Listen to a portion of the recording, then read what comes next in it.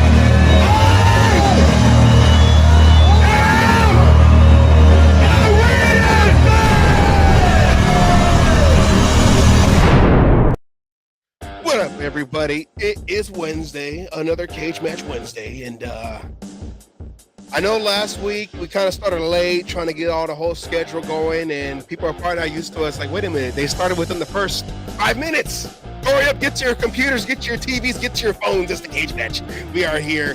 What is up, Asylum? How you doing? I'm doing okay. I just wanted to say R.I.P. to Jim Irsay and the Irsay family. He just passed away this afternoon at 65 years old. I know I wouldn't even call it a rival team, but it's not our team, but it's still sad to hear. I believe he had I know he had an addiction problem, but I think he was fighting cancer or something. It's still sad. It's a young age, 65. Some of us aren't that far away from that. And just want to say rest in peace and condolences to the Irsay family. Yeah, and Jim Irsay, he's like one of the last owners that also calls the shots, like Al Davis was when he was alive, and Jerry Jones with Dallas, and Irsay, he'd be in the media. This is my team. I'm doing it my way.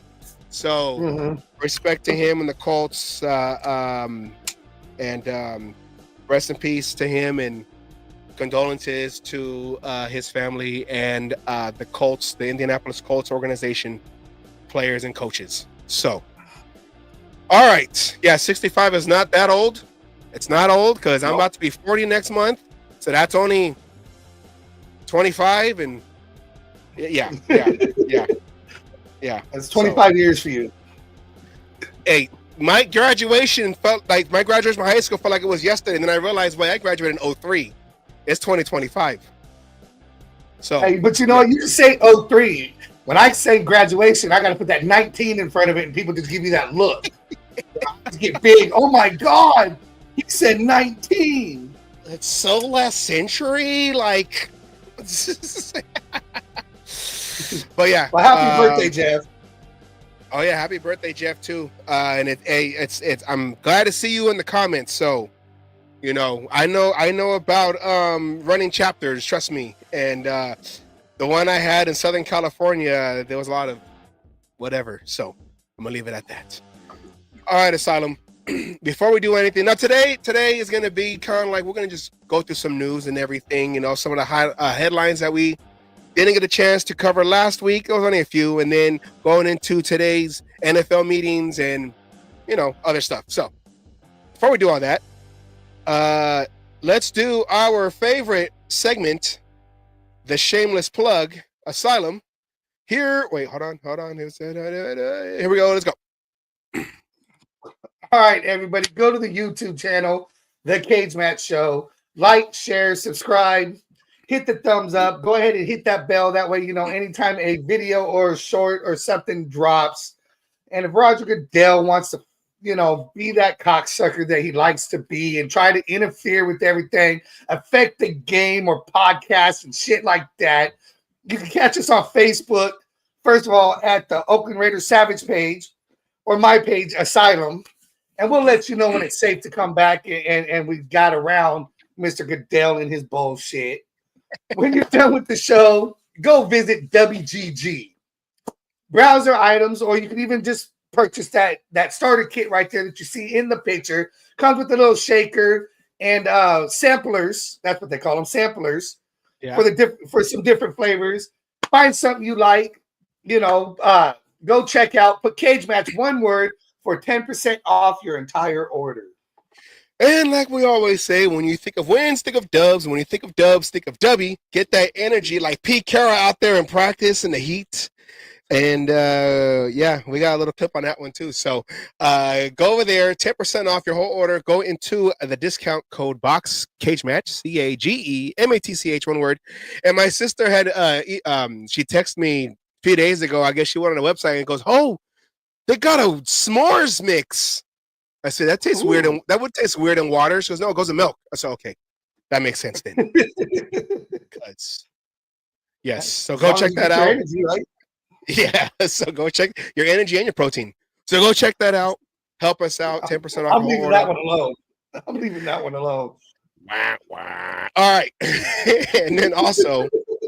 Shouts out to the compa Fabian. Go there, www.rn4lifer.com. Go over there, check it out. Check his merchandise, his magazine. I don't know what you call it, because back in the day it was on magazines. You look on there, you got your whole catalog. It's the internet now. I got to, whatever. Go there, check it out, check his merch, check his catalog online. And like I always say, I always wear hats by the man himself, and he also helped us out with some merch. And we're going to do some things soon. So we're going to up our merch catalog probably by like 2 more products. Yeah. So go there, check it out. And also shouts out to RaiderMan19.com. He's going to get that going for this new season. We got to get him on soon also because we all know that everyone loves Raider French podcast. I am a Raiders fan. Imagine him saying that phrase in front of the torch, lighting the torch up with the Oakland Mystique and the Raider Las Vegas way in front of 65,000 fans in that stadium with that window open, like Asylum said, like Raider Man said, "I am a Raider fan." Oh yeah, that wasn't my beeping. Oh. In your mailbox. All right, Asylum. There you go, right there. See right there. Raiders. And you know what? I'm a Golden State Warrior fan. The grit, Minnesota Timberwolves. The Timberwolves, they got lucky, Kate. They got lucky. They got lucky that Steph got hurt. Because the few minutes that Steph played in that first game, they won that game. Steph wasn't there. Nobody knew how to play basketball in the Warriors. And you know what? And the Timberwolves couldn't even make any shots either. They just made enough shots to beat the Warriors. So that's all I got to say. Anyways, shout out to the Warriors. Okay, Asylum, let's get into the show. Let's do our CMN news and talk about what's been going on in the Raider world and in the NFL. Hit that intro, please. This is CMN, a Cage Match News Update. All right, everybody. Sorry. Warriors should be sponsored by AARP. I know we're older now. But you know what? I'm with it because I'm older now. So, sorry. Any benefit you can get, right? Yes. I need AARP Junior. You know, they got like an introductory plan or something. You know, little AAA. They start off with a smaller button. Instead of having the button that says, you know, when you got to press it, I fall and I can't get up. You press the button, it goes, hurry up, get up, man. That's Life Alert, not AARP. So, they're not tied together? No. Oh, see, well, if I no, see, you might get a discount. If you're part of AARP, you might get a discount on Life Alert. Ask Jeff; he probably knows. He's old. I'm gonna get the one that when you press it, it has the voice of Fred Sanford. Elizabeth, this is the big one. Oh, go. He's going. He hit the Elizabeth button. Okay, Asylum. First one on the news docket right here. It's old, but still, we still got to talk about it. It's a few weeks old, yeah. Yeah. So here's the first one right here. Former Raiders quarterback Derek Carr announced his retirement after 11 seasons on May 10th. So it wasn't new news, but we couldn't talk about it last week because we were running late trying to get the schedule going. Because, like Asylum said, Goodell always tries to screw up on our show. So let's go put the schedule out there at the same time as our show. So we had to try to recover. Anyways, Derek Carr retires from the Saints. Of course, he had the better than Kaepernick. Of course, he had the injury to the shoulder last year, and like after he moved on from the Raiders and went to the Saints, it just seemed like the injuries that he fought through with the Raiders, they were catching up to him as a Saint. And I guess when he was getting that shoulder checked for surgery, they noticed that he had like it was degenerating or something on the throwing arm of his rotator cuff. So they said if he was to have surgery on that, he'd probably miss the whole 2025 season, and he wouldn't be guaranteed to have the same velocity on his throwing arm. So talked to the family, and he decided to retire. Now, Asylum, we had Derek Carr for 9 years, drafted him in 2014. Yeah. For a few years. A couple years, you know. So looking at his stats right here. Drafted in 2014, second round, 36th overall. Played 11 seasons, 9 with the Raiders, 2 with the Saints, 2 playoff appearances. Technically, it's 0-1 because he didn't get the chance to play that first one in 2016, the first appearance. But he did. He did get the Raiders to the playoffs for the first time since 2002 in that 2016 year. Now, I know you were at the stadium when Derek Carr broke his leg against the Colts, the said Colts that we just said. What is your take? First of all, what is your take on Derek Carr's impact with the Raiders? The impact, after so many different starting quarterbacks we had after Rich Gannon, the Kerry Collins, your favorite Jamarcus Russell, all these, all those. First of all, what is your take on Derek Carr and his career as a Raider and what he tried to accomplish when he got drafted and all that? Well, I mean, first off, I think it's a smart move on his part because you got to remember, Drew Brees, who went from one of our rivals to the same team, right? When he left that other team, he had a shoulder injury, and he continued and played a long time trying to get it fixed, doing all the things. And now, if you hear him talk, he could barely even lift his arm up because of this shoulder injury. He can't, lift his arm past a certain point because now his shoulder is completely jacked up.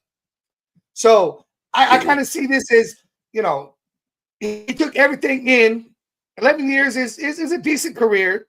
So you got to respect the timing that he chose. It was football or shoulder, and he's made enough money. He don't have to play football if he don't want to. Now, as you said, we drafted him. He did 9 seasons with us.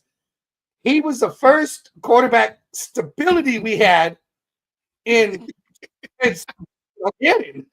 About 12 years.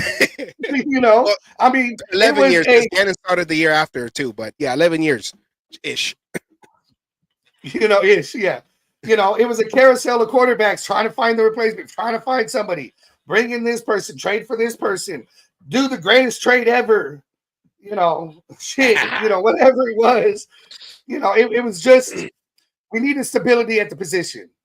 He came in, won his starting spot, and technically never let it go Yes. until 2022. When Yes.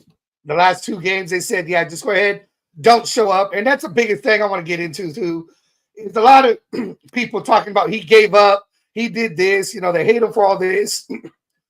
People seem to forget the brass that was running the team at the time told Derek Carr not to show up, don't show up to the facilities, don't show up to practice, just, kind of go home and don't come back. That's not his fault. He never quit on the team. He wanted to be out there to support everybody, and he wasn't allowed to.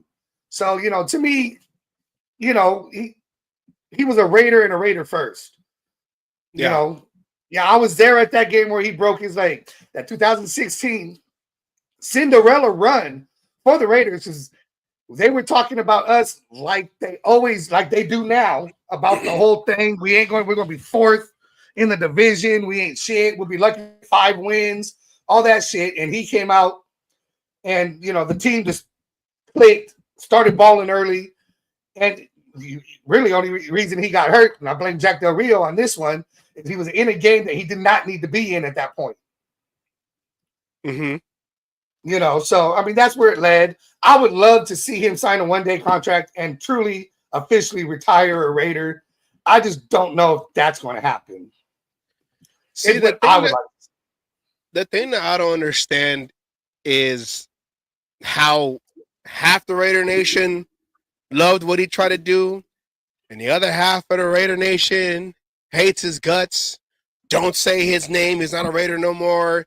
That I don't understand because I don't know what Derek Carr did. Now, if it was like Jamarcus Russell, dude came in. He held out until like week 12. Demanded a shit ton of money. Yeah, came in 2 earrings, big old earrings, and a mean coat. I don't know why Coach Cable benched me. I only threw 2 interceptions. One went for pick 6 and. I don't know why you bet. And you can tell the difference. Derek Carr, and people point to like his demeanor or his he was always like positive and everything. And I get you want a quarterback that you are confident that he can get in it to the other teammates if they're not doing what they're supposed to be doing. But Derek Carr did show a lot of he was a good example of a player that never wanted to come out the game. He had the back injury that should have kept him out for a couple weeks. He showed up. I think only missed one game. They should have kept him out for I believe they said 4 to 6 weeks, and he came back after 2. Yeah, the groin injury. He came back against the 2020 year against the Chargers. He came back the next week. They thought that should have been he should have been out for a while with that one. So the only other thing that kept them out, and he was working to try to come back if the Raiders could advance in the playoffs, was that 2016 year when he broke his leg. That was their Penn's only sack allowed that year. Left tackle, his only sack allowed that year, and I agree with you. And I remember that game. I wasn't at the game, but I was at my old job. I worked for a company. They were black and purple. They deliver packages. Some people call it one thing. Us who are in the job call it fed up because I was going to say that it's fed up, right? And it was a Saturday. It was a Saturday, Christmas Eve. I have and then during that time, we have to work during the Christmas weekend, so we have to go and work. So I'm finishing my last delivery, and I'm listening to the game. I got these big old Bluetooth headphones on. I don't care, like this. The headphones is big. No one talked to me. I wasn't making deliveries, and I'm trying to go home, listening to the game. And you hear Greg Papa and Tom Flores, they were doing the radio at the time. And you hear Greg Papa, Derek Carr goes back. I forgot who the rusher was, the defensive end that came in. He goes, oh, he got car wrapped around, car spins, he's on the ground. Oh, that doesn't look good. That doesn't look good. He's pointing to his leg. That doesn't look good. And I'm listening. That happened right in front of me. I was right in front of my seats where that happened. And I was over here. I'm going to show you what I did. I'm walking up to the door. I have a package. I'm walking up to the door. So I'm listening, and I stopped halfway up the walkway, and I'm hearing Greg Papa. The Raiders are calling for the medical staff to come onto the field. It doesn't look good. He might have broke it. I think it looks like he broke his leg. Oh, they got to carry him off the field. And the Raiders would decide, would a decided win. That you couldn't tell about the way the mood is in the stadium. And when I heard that, I almost went bah! With that package on the sidewalk, on the walkway. I had to stop myself because you got to remember that everyone has cameras, and I could have been the end of my job right there at that time. But I was so mad when I heard that. Got back to the station, clocked out, went to my uncle's house because we were going to celebrate Christmas Eve, and I walk in and I'm all like upset, and family is all like, "What's going on? Why are you? Your team won." All right, don't talk to me. Don't talk to me. Don't talk to me. Because you knew at that point the season was over.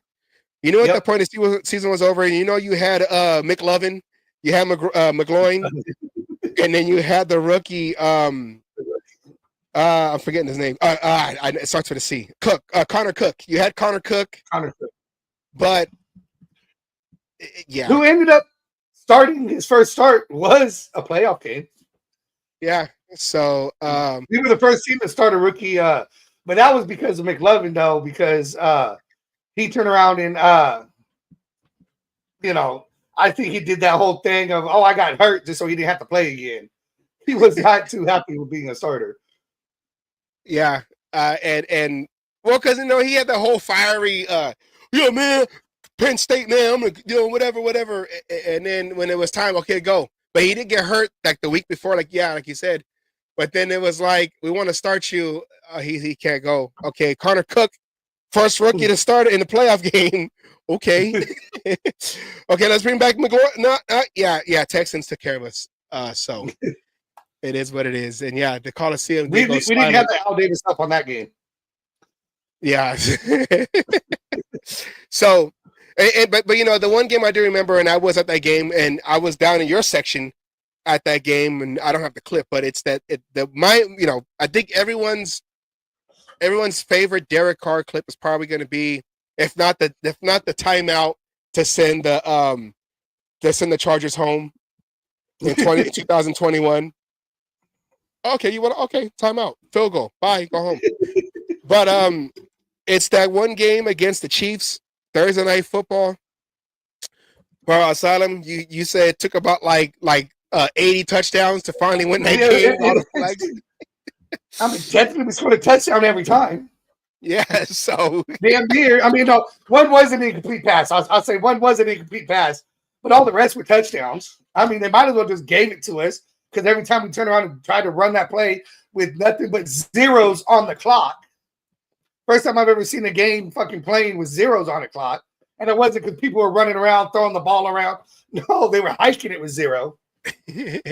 Well, no, it's the first time I seen probably the only time I seen the refs throw a flag at a Chiefs defender in the back of the end zone to continue the game, because they could have let that when Derek Carr, I think he overthrew the tight end at the time was he went to the Saints after.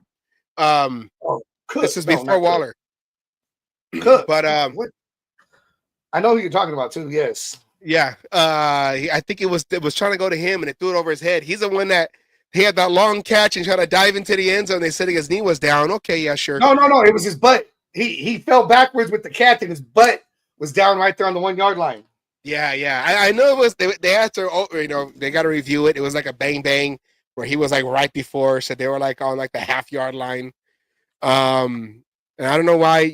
I know it's like Cook or something. I can't remember what his name was. But yeah, it was Cook. His last name was Cook. See, that's what I said.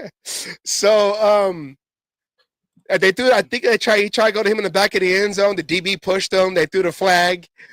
pass interference on the pass interference on the defense. So the Raiders got the extra, like that fourth try again, and got Crabtree right there to hit the pylon with the cut the ball, knock the pylon, whatever. Game over. Thursday night football, and they beat the Chiefs, and that was in Oakland. I was there. You were there. So that was my favorite Derek Carr moment. That was 2017. So the 2016, he had all them comebacks against the Buccaneers. Was one of them in overtime. There was there was in 2021. Yeah, Jared Cook. There was that one in the very first game, the very first game in Allegiant Stadium in 2020. They were able to edge out the Saints, and then the following year, which I was at that game of 2021, the very first regular season game with fans, the Raiders had to go into overtime, and he was able to find was it Aguilar? Aguilar in the end zone? No, it wasn't Aguilar. No, Aguilar was gone by then. Was it Crabtree? No, it wasn't. No, Crabtree was gone already. This was Derek Carr. This was John Gruden's his last year with the Raiders. It was a smaller named receiver that he got paid after that season. He went somewhere else. It was Zay Jones. Zay Jones got that reception, and then it was the game winner. So Derek Carr against the Ravens. So Derek Carr, up and down season. But I have one more graphic here. The instability. Instability, inconsistency with the coaches. His first year, Dennis Allen gets fired. You were at that game too, wasn't you? When Derek I was at that game too because I was in London against the Dolphins. And then on the way home, or right before they get on the plane, no more Dennis Allen. Yeah, he took Spirit home. So he took Spirit. Looking at, I was at that game too. Yes, take away a home game for me. God damn it! Over here, world traveler. Where in the world is asylum? All right. Looking at Derek Carr's years. Usually wherever the Raiders are. Usually, looking at Derek Carr's numbers here, or not his numbers, but the coaches he had to, coaches he had in the 9 years with the Raiders. Then it was like 4 games, and then Tony Soprano took over. They didn't get a win until like game 10, or they were 0-10, and they finally won. I think that was against the Chiefs also at home, which I believe that was the big speech.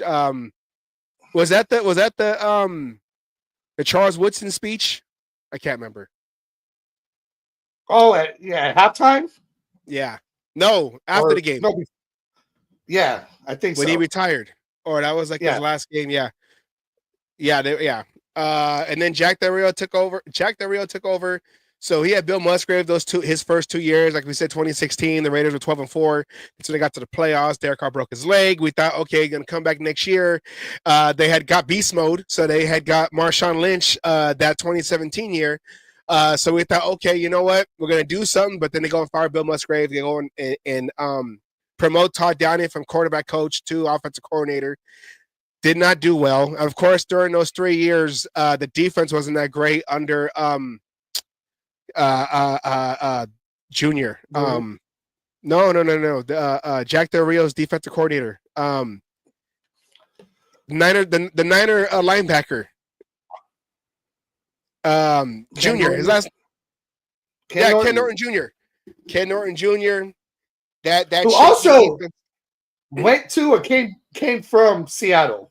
Yes. But he was our defensive coordinator, so they didn't really have a great defense during those years. John Gruden comes in with I'm trying to forget all these guys' names. Gunther, the defensive coordinator.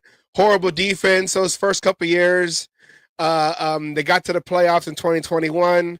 When Rich Bisaccia took over after the whole Gruden emails, and then Josh McDaniels came in, blew up the whole team, and like you said, Asylum. He went and benched Derek Carr, told him do not even show up to the games or to the facility for Stidham. Gunther Cunningham, not the Gunther Cunningham.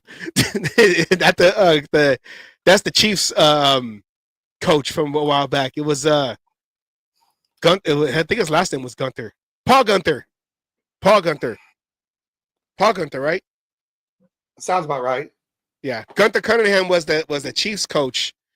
He took over for Schottenheimer, and so Derek Carr, Raider Nation salute. I know it didn't work out that well with you over here, and it's kind of split, whatever. But I'm gonna still show respect, because at least for 9 years out of the dark cloud that we've been under since the Super Bowl year, there was some light. There was some light here and there. So, all right. Yeah, the clouds broke up a little bit. We just couldn't get them to break up enough. He said, Sacktown Raider Max said, my bad, I'm embarrassed. Whether if it was Gunther Cunningham or Paul Gunther, we still couldn't win with the Gunther. The only reason he's embarrassed is because it was the Chiefs fucking guy, Chiefs coach, and coming up. So that's why it's my bad. I can understand that. I do that every fucking. I do that every once in a while because I'm stuck out here in fucking Kansas. I was like, Gunther, just Gunther. Just Gunther. He's just Gunther. It's Paul Gunther. Yeah, Paul Gunther. Yeah, that guy. Yeah, it is what it is. All right, next one, and this one is, I know people are kind of like, excited for it. Whatever. This one right here. Okay, here we go. Filming of Amazon MGM Madden officially. Oh, can you move the thing? Early drama has been reported on set. Now, they got this movie going on. Now, first, you look at the pictures. I don't know. I don't know about Nicolas Cage playing John Madden. You had other candidates that probably could have did it better. Maybe Will Ferrell, who was first on the list to take over or to take the role of John Madden, he could have been better. I don't know. At least he's a natural ginger. Maybe, I don't know. Yeah. But Nicolas Cage. I mean, Christian Bale. He looks like he could pass us. Now we got to see. He pass, yes, but I had the best actor, I think, for fucking Al Davis, because even in the young years, he looked like fucking Al Davis. I'm sorry. I just can't get around the Christian Bale part. I like Christian Bale, but when it comes to Al Davis, I'm sorry, it needed to be Dennis Leary. I wish we had a comparison. I keep sending you that picture, but we didn't get a chance to bring it up and shit like that. But I think if you want to go for looks, it had to be Dennis Leary to play Al Davis. Well, Batman? You saying Batman can't be Al Davis? No. I know me and you have talked about this, and maybe we'll put something together. We want to put something together. But yeah, I don't know. And I know Nicolas Cage, great actor, many films. And probably could play the part, but it's just the look. I mean, I read something where they said he gained hella weight, to try to play the part, but it still looks like he's wearing a fat suit, under everything. And it just, to me, even in the picture, I still don't see John Madden. I don't see it. So we'll have to see how the acting comes out if he could do it justice that way. I just don't see the John Madden. I know. Like I said, looking at the Christian Bale one, I can see that because he got the pompadour. I can see the Al Davis, but yeah, I don't see it. I can't see it right there. Okay, now let's see how you do that, like how you play Al Davis, but no, I don't see it. This here, I mean, yeah, I don't fucking see. I just don't see it. I mean, they're a little bit, I mean, I can see the Christian Bale just a little bit. Just a little bit. But I think Dennis Leary, you put Dennis Leary in that part, going and give him the pompadour. I mean, Dennis Leary even could sound like fucking Al Davis. I believe they're from similar areas. I want to say Dennis Leary is from fucking New York. So, you got a New Yorker playing a New Yorker. It's going to be a hell of a... I don't need nobody who's method. I need somebody who could fit the fucking part. I'm going to stick with my choice and tell them they should have went with Dennis Leary. Oh yeah, I like him in draft day playing the coach of the Browns. Yes. Yeah, in an NFL environment. Yeah, I think if he was still alive, and if this was not the actor that I chose for John Madden, if he was still alive, and this was maybe 20 years ago, if they did a movie then, I would say the best John Madden would have been John Candy. Oh, yes, definitely. I agree with that. If he was still alive, I don't think, oh no, he's from Massachusetts, but still close enough. I think, I think he can play Al Davis. Yeah, no, I agree. John Candy is John Madden. Oh, hands down, I think it would have been an easy transition right there. Now, this movie has been talked about since last year. Like I said, we initially talked about this last year, and initially it was supposed to be Will Ferrell, and even the Will Ferrell one, I was like, like how?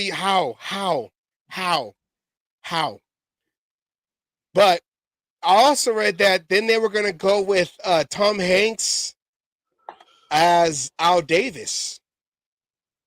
But then that got scratched. And there was somebody else that was going to play Madden, but he got scratched too. So they got Nicolas Cage, which I thought that's not real, but then I guess it is real. And then they got Christian Bale to play Al Davis, which I saw, like I said, the Al Davis one. Okay, now let's see how you can play the actor though, do the voice, how the Al Davis, mannerisms and everything. But they started filming, they started production, and there has already been drama on the set. Now let me read this right here, okay? There was a unnamed actor that typical Raider bullshit. Typical Raider bullshit.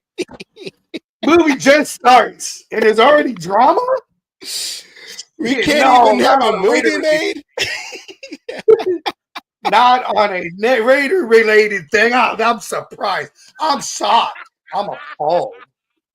So now here's I'm going to read the TMZ. Okay, so this is official TMZ. Okay, I'm going to read it right here. A supporting actor in the upcoming Madden film quit on Friday, just 2 weeks into production, allegedly over the use of the N-word and full frontal nudity. But sources close to Amazon Studios tell us the allegations are being twisted. Here's the deal. TMZ spoke with five members of the cast and crew of the upcoming film starring Nicolas Cage as the NFL legend and Christian Bale as Raiders owner Al Davis. And they have independently leveled some serious claims about the film's director, David O. Russell. He's the one that's in charge of the whole project, the director. Crew and cast members told us that on Friday, Russell was working with the unnamed actor on an impromptu monologue when the director allegedly said the N-word, and that upset the actor, along with others who allegedly walked off set before they broke for lunch and subsequently wrapped for the day. Studio sources tell TMZ it was actually the actor's idea to include the N-word in the scene after a private creative conversation with the director, but ultimately the word was not used when they shot the scene. The sources stand firm. David did not say the word while shooting the scene, but declined to speculate what upset the actor and others in the moment. We're also told by the cast and crew sources that a day earlier, the same actor made it clear he did not want to be nude in a scene, a locker room setting, which allegedly pissed off David, and his reaction was unprofessional. However, the studio sources say an intimacy coordinator tried to make the actor more comfortable and suggested different blocking, but the actor still had an issue, which is when David calmly said he didn't have to be in the shot. The studio stressed that nudity was not sprung on anyone. Everyone knew well in advance parts would be on display. Studio sources also noted that the door for the actor to return to production is not closed, and conversations are ongoing. So That's basically the story of what happened, and this story came out today. Oh, I heard a little bit more that part of the reason that he stormed out and everything was the two lead actors, being Christian Bale and Nicolas Cage, were difficult to work with because they are method actors. And basically, being a method actor is they stay in character from the beginning of shooting until shooting's over. And we don't mean the end of the day. We're talking about the end of shooting once the character's done.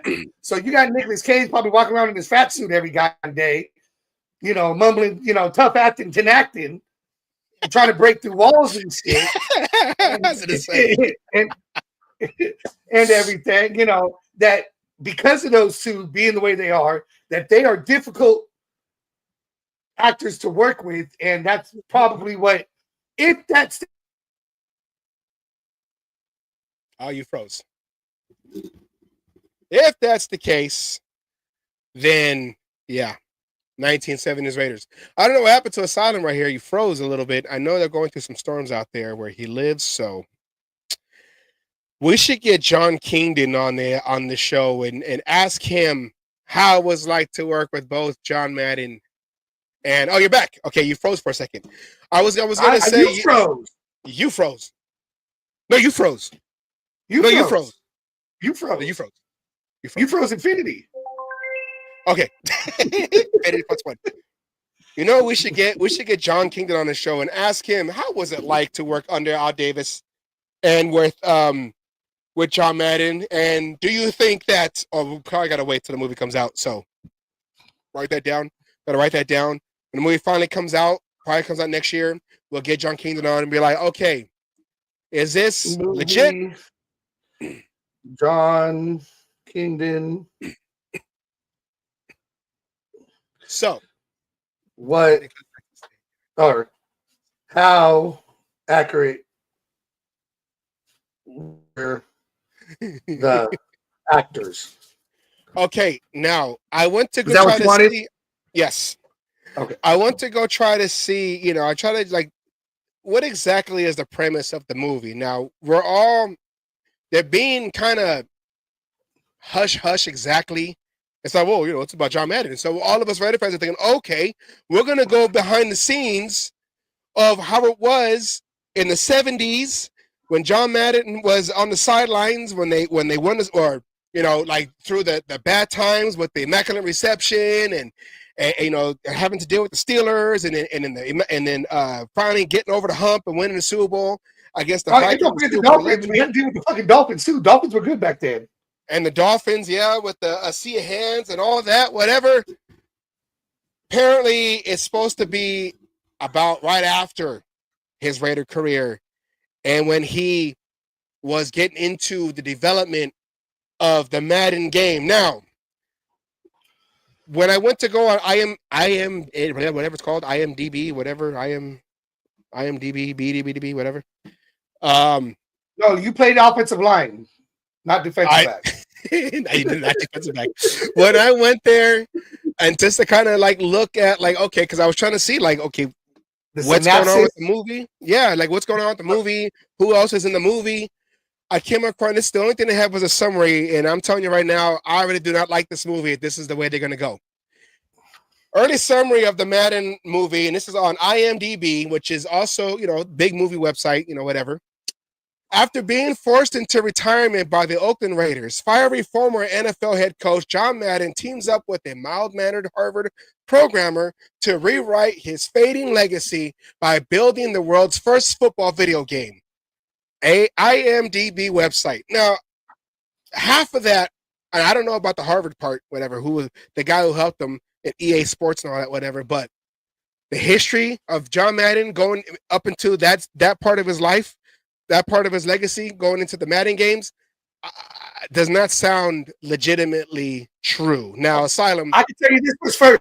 It wasn't the first football video game. There was football video games out. Take the ball. So I'm just, I before you got to yours, there were other football games out at that time. It's not the first ever fucking football game to come out for a system and shit. They actually came in trying to compete with existing football games, which I believe was on the Sega to begin with, who was all of a sudden gaining popularity with everything going. You know, I watched the whole thing on this shit beforehand, but I knew this already. But I know where you're going with the thing. I'll let you continue. Sorry, didn't mean to interrupt. Well, no, see, the thing is, and it reminds me of Moneyball. You know, Ace fans out there who knows that the Moneyball season that they're talking about, that the movie was depicting. You know, Art Howe was the manager, and in the movie, they made Art Howe as like the villain that didn't want to listen to Billy Bean, the general manager played by Brad Pitt.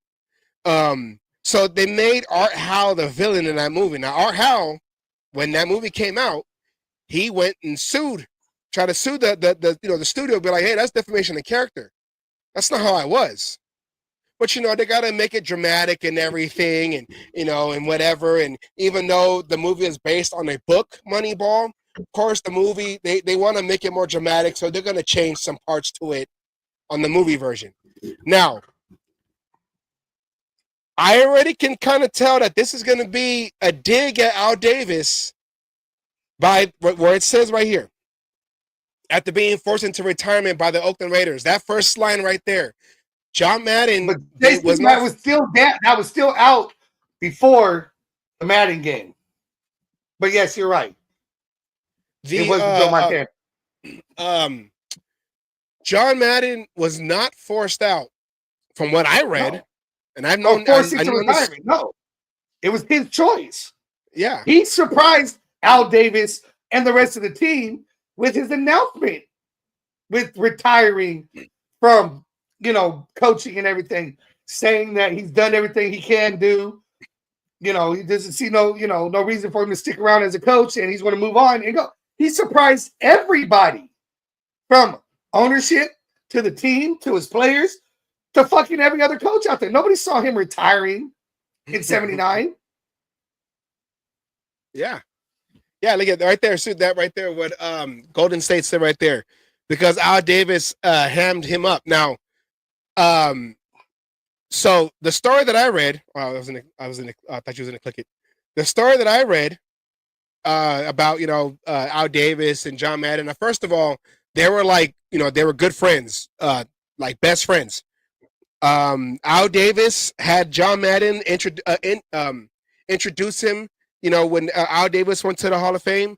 And then when John Madden finally got inducted, I think it was in 2006, he had Al Davis introduce him into the Hall of Fame. Now, see right here. Now I'm going to go off of this right here. So legend has it, I think this is right after John Madden retired. You were talking about how John Madden busting through walls, and the I think it was the Miller light, not Miller light, but the Miller commercial. Miller commercial. Yeah, they wanted to actually have Al Davis be on their commercial. Al Davis, that's not me. I don't do that kind of stuff. But hey, John Madden, now he's a character. You get John Madden, so John Madden was doing that, which led to him doing Tough Actor 10 Acting, which led to him doing Ace Hardware. Rent-A-Center, I think he was doing Rent-A-Center, wasn't he? I believe so, yes. And then, of course, he went into doing broadcasting for Fox, which he did for ever until Pat Summerall passed away. And then he ended up going to ABC to work with Al Michaels on Monday Night Football. So Al Davis never forced him into retirement. Like you said, it was a surprise. What the story I read was John Madden told Al Davis, "Hey, look, I'm burnt out. I'm burnt out." And Al Davis asked him, "Okay, are you going to retire now and then try to coach somewhere else?" He's like, No, I'm done. And John Madden kept that promise. He never coached a game in the NFL again because he went into broadcasting, and he went from there. So those two parts of that synopsis right there, the summary, he was forced into retirement. That's wrong. Let me hit that right there. And his fading legacy was saved by a video game. Not good. Not good. That's not the truth. So as of right now, I don't like how this movie. And Madden saved that video game. You know, if it wasn't for Madden, the Madden video game would never have come out, would never have been what it was, because they had to go to Madden's vision of what he wanted. They brought him in, for plays, for, different things to try to make it like he was, like what it is, like you're coaching the team, right? I mean, yeah, you got to control the players and shit, after going, but you still got to pick the play, I mean, there's a, oh fuck, I want to say it's Netflix series on it. And I mean, they spent hours. He would come in for hours talking to him, telling him. They'll show him something. He'd be like, no, can you make that better? Could you do this? Why does it look like the ball's just floating when they're running? Why is it doing, I mean, they had, big things they have to, go and do. It's not that they came together to revive his career. What? No, they asked him, they brought him in, and then it just went, it went into what it is now to, what, the highest grossing fucking football game ever. Yeah. I mean, that game alone, the Madden curse, that game alone generates a following when they do their championships, their conventions and everything. And that's what I'm afraid of, is that, see, this younger generation only knows John Madden as that video game guy who did Monday Night Football. So that he's that video game guy. They don't remember that he was a Raiders coach. So if this movie comes out and this is the story they're going to try to tell, that's why us, the Cage Match here, we always do our Know Your History to help the younger generation understand why the Raiders, even though we're on this, 20 years basically of purgatory, I'm going to say purgatory, that we were a feared team and we had legendary personalities. If they were on the sideline, they were in uniform. And of course, Al Davis, who was up, in the owner's booth. And if this movie's going to come out and try to make Al Davis look bad, well, yeah, he forced John Madden out. That's what the movie said. Yeah, read some books, okay? Read some books. So I bet you if Al Davis would have saw that synopsis, he'd be all over fucking something. Give me your fucking newspaper. I'm going to get this. I never forced him out. I don't know what the fuck they're talking about. Don't you besmirch my name in the Raiders like this. Madden left because he wanted to leave, not because I pushed him out. What if this is the working of this man right here? Roger Goodell. Hey. I knew you were going there. No, nobody reads books anymore. I know. No one reads books anymore. I have a whole library here. People barely read the internet. That's a true statement too. I'm reading the comments by Golden State. That's a true statement too. People barely read the internet. How many times? Conspiracy theories right now. How many times do people go and see an article and they just go by the headline? Oh, see, you see, and then they go, "Well, you didn't read the article." I saw the headline. That's all I need to know. Golden State is on fire right now, okay? Because he's telling the truth. So, to those young folks, know your history. We're here to teach it. History. Jeff on his show, he's here to teach it. Know your history. Okay. Jeff was around since, before football. He remembers the leather helmets. Who's Rydell? Yeah. Who was the writer of the movie? Who is the writer of the movie? Let's look it up real quick. I was just on the website too. Probably some goober. Somebody who only played the video game, some young kid that's like fucking, 23 years old. I know everything. I'm on the internet. Who is the writer of the movie? And I'm here. I'm here still. Let's look it up. Director, writers Cameron Clark and the director David O. Russell. So that's all there is. They don't really have a lot. They do have a couple more actors. They have this Catherine Han who's going to play Virginia, which is John Madden's wife or widow. John Mulaney is Trip Hawkins. I'm assuming that's the guy with the video game development guy, whatever. Carol Al Davis's wife is played by actress Sienna Miller. And Dan Matucci is playing a football player. Which I don't know which one yet. Dan Matucci. Matucci. He's playing a football player. Don't know which one it is. So that is the movie. I'm already not being some guy. We'll put a jersey on him. He's not the guy who walked out. Probably. He's nobody now. He's just a football player. He's just football player number one. So yeah, that is that. And the way it's looking right now, they're already, like Asylum said, already having issues with the like the Raiders, like the past Raider teams. There's always something going on. Why can't we just have a normal season? This is a movie, and there's already drama. Like, it's scripted. The NFL is scripted, but this is even more scripted, and we're already having problems. Come on, man.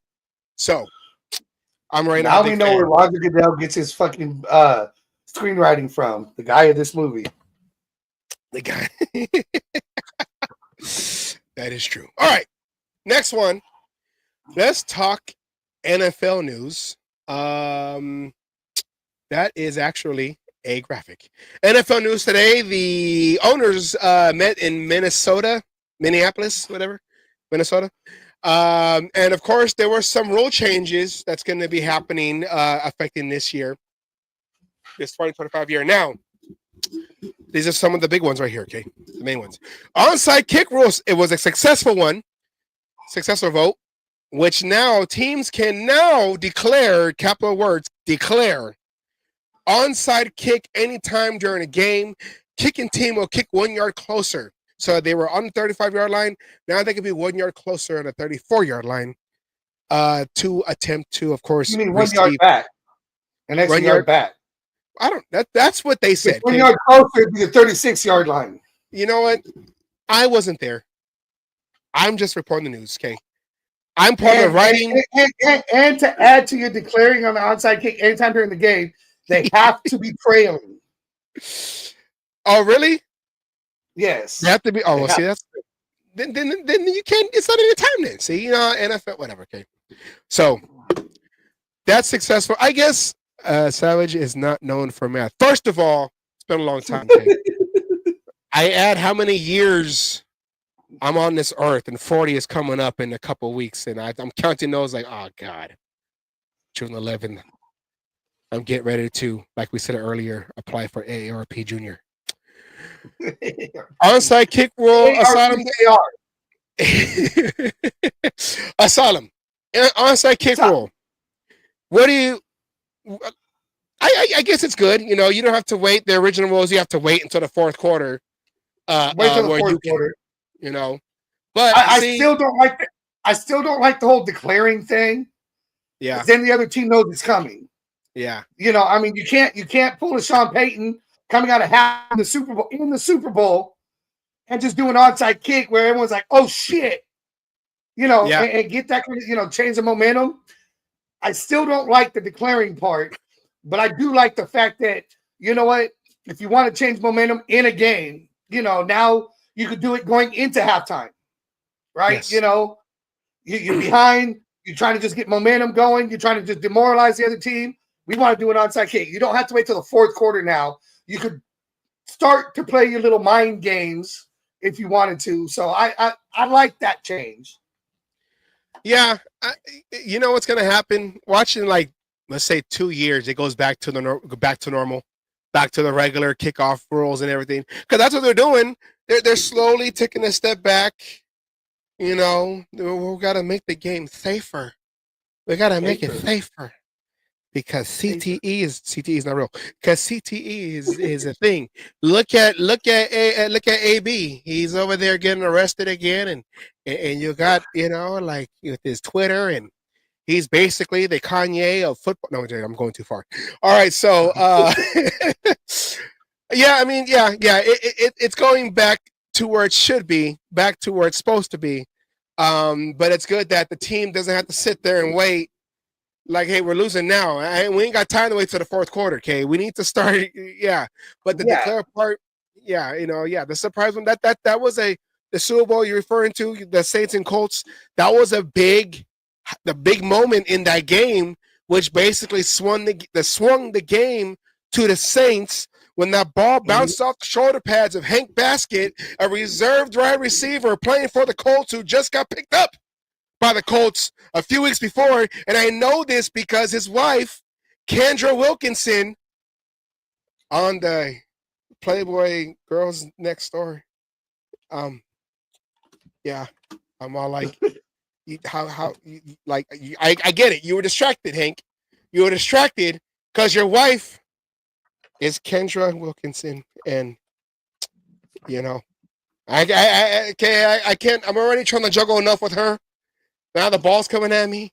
It's just a lot. It's just a lot, So he lost that game, and then I think the show that Kendra Wilkinson on E was canceled after that. So it was all bad after that. Anyways, okay, next one, Sodom. The Olympic participation by the NFL players successful.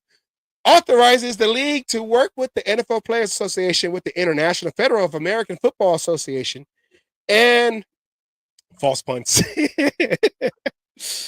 And the relevant Olympic authorities to implement rules governing the participation of NFL players in flag football, which makes its Olympic debut in 2028, which will be, conveniently enough, in Los Angeles. Also a part of that whole proposal that voted successful, the Olympic flag football competition will consist of 6 men's teams and 6 women's teams composed of 10 players per team, with the game itself a 5-on-5 format. NFL player participation with their country's national flag football teams will begin with a tryout or qualification process in advance of the Olympic competition. Asylum. Do you like the idea of one American flag football in the Olympics? It's going to be like the dream team of 1992, with the basketball, with Michael Jordan and Hardaway, Warriors, Hardaway and Chris Mullin and Larry Bird and every single basketball player up until that point who's been on the Wheaties box were playing in that team. Okay, Charles Barkley, all those guys, Karl Malone, all those guys, John Stockton, all those guys. It's basically what it's going to be. But football is not necessarily played around the globe like that, like soccer, like basketball, like hockey. Do you see this is going to be I'm still waiting for the pole dancing competition they're supposed to have 4 years ago. They haven't put it out there yet. Just the break dancing. That was horrible. One pole dancing are much better. Well, it was supposed to come out. They said it's a very pole dancing, for the women. Hey, it's very it takes talent, athleticism. I mean, not everybody can do those moves. You see all those videos that they're slapping off the ground and shit. Yeah. I was going to go help them be judges. I'm going to go, crazy horse. I'm like, okay, ladies, I'm here to judge you guys on your pole present. I'm joking. Anyways, I'm joking. Pole present should use a little bit more. I'm only going to give you a 7. But you did command it, though. So yes. I'll give you an 8.5 on that one. Your performance earned more than $1. Here's 5. But I need you to give me $20 performance to earn a $100 bill. Okay. All right. Question number 1 is, do you like the idea of flag football in Olympic competition? And 2, having current NFL players being able to participate. And I get the whole, I get to represent my country, get a gold medal like in basketball. But as if basketball is a physical sport, football is a collision sport. I know it's flag football, but how many times have you seen an ACL injury or an Achilles injury and the guy was never touched? So Asylum, what do you think about the Olympic participation by NFL players and the overall flag football in the Olympic, as an Olympic competition. Okay, I'm not a fan of the flag football part. Period. You are asking for injuries. It's flag. I mean, I'll tell you this much: do we enjoy watching flag football for the fucking pro football? You know what is it? The Pro Bowl. The Pro Bowl. The Pro Bowl. Do we enjoy watching flag football there? By the way, thank you, Sean Taylor, for that. You know, I mean, in all honesty, you know, I mean, we don't like watching it there. They brought back the skills competition, so that's generally what a lot of people are watching, or the skills competition. The flag football, I mean, it's flag football. That's a kid's game. That's how you introduce them into football. Yeah. To me, adults playing it, yeah, I'm not a big fan of it. That part, as far as, you know, the professional players playing, yeah, I think it's like you're saying, the dream team, shit like that. It's, you know, everyone wants to do it. I don't have a problem with them doing it if it's not interfering with, you know, regular football, you know, their regular job, what they're getting paid for. Injuries are going to be a problem. You're going to end up seeing it. Somebody's going to end up getting hurt in that and not be able to play, you know, in the regular season. And then you're going to see rules change because of that, assuming the flag football doesn't do a breakdancing thing and fall flat on his face and not be, you know, what was her name? Ray Gun or some shit like that. Ray Gun. I know there was some bad dancing. But I don't remember the competitors. It wasn't good. It wasn't good. You know, I mean, I get what they're trying to do, but if you're going to bring in American football, you have to put, like you said, some physicality. It's a collision sport. There has to be something there. You know what I mean? To make it go. I mean, flag football again. The Pro Bowl. I mean, what are the Pro Bowl numbers? You know, we're going. I guarantee the skills challenges get more views than the damn Pro Bowl itself. Shit, everyone's tired. Okay, so do we know who the flag football coaches are going to be? Peyton and Eli Manning? Do we know they coach flag football? And they're available. You know, and they're available. And fuck, if I'm going to have to choose between the two, I got to take Eli because he keeps winning. And that's nothing too. Who is going to coach? And you know, they could probably get some like college coach or, you know, small school, whatever. But that's the thing with football, with NFL football. That's not starting from July in training camp until, you know, as far as the second week of February. No, football is a 366 on leap year day sport. So players are going to have to miss training camp. I don't know if it's going to be voluntary, whatever, but they're going to have to miss some time. Now, I'm trying to remember when the Summer Olympics usually start. They usually start like in June. This is OTAs. But let's say this. Let's say your team just signed a wide receiver, high-profile wide receiver. You know, okay, great. We're going to the ship. We're going to do this. July 14th to the 30th. Oh, look at that. That's during training camp. Yeah. The mandatory, yeah. So let's say you got a high-profile receiver, whatever, okay? You got this guy, okay? And free agency, he's coming to your team. Say Amari Cooper. High profile. No. Give me someone like Jeffries or someone somebody that's like, you know, you get this high profile receiver like this guy. You got a dude, okay? You got yourself a dude. Let's say Brock Bowers, okay? You got Brock Bowers. Oh man, Brock Bowers.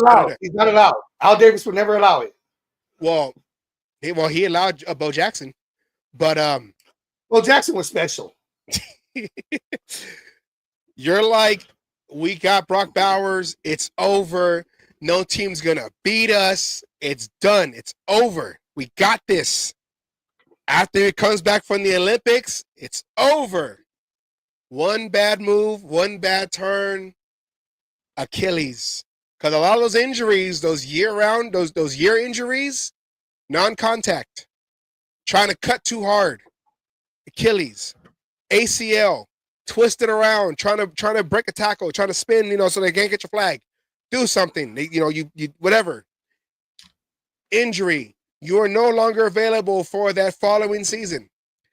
I think you should have recently retired players go into the flag football, because I know you were talking about the flag football games that they try to do now, for safety reasons, with the Pro Bowl. But what I used to like, ESPN, back when they used to have the Pro Bowl in Hawaii, ESPN, they would have like the whole Pro Bowl weekend, like the competitions and everything, but they would have the alumni flag football game where you saw like Tim Brown 5 years after he retired, catching the pass from, I think Joe Montana was still kind of like, that was like his last, whatever, and then you had Marcus Allen. He was wearing the wrong jersey though, but he's wearing a Chiefs jersey. Marcus Allen was running back and they were playing each other. I watched that. This is like an all-star team of future and current Hall of Famers. You know what? Put Jerry Rice. I think he can still run. Put Jerry Rice on the flag football team. Make it some kind of competitive, because you're going to have current NFL players running 4.3s, 4.2s, 40s. Shoo!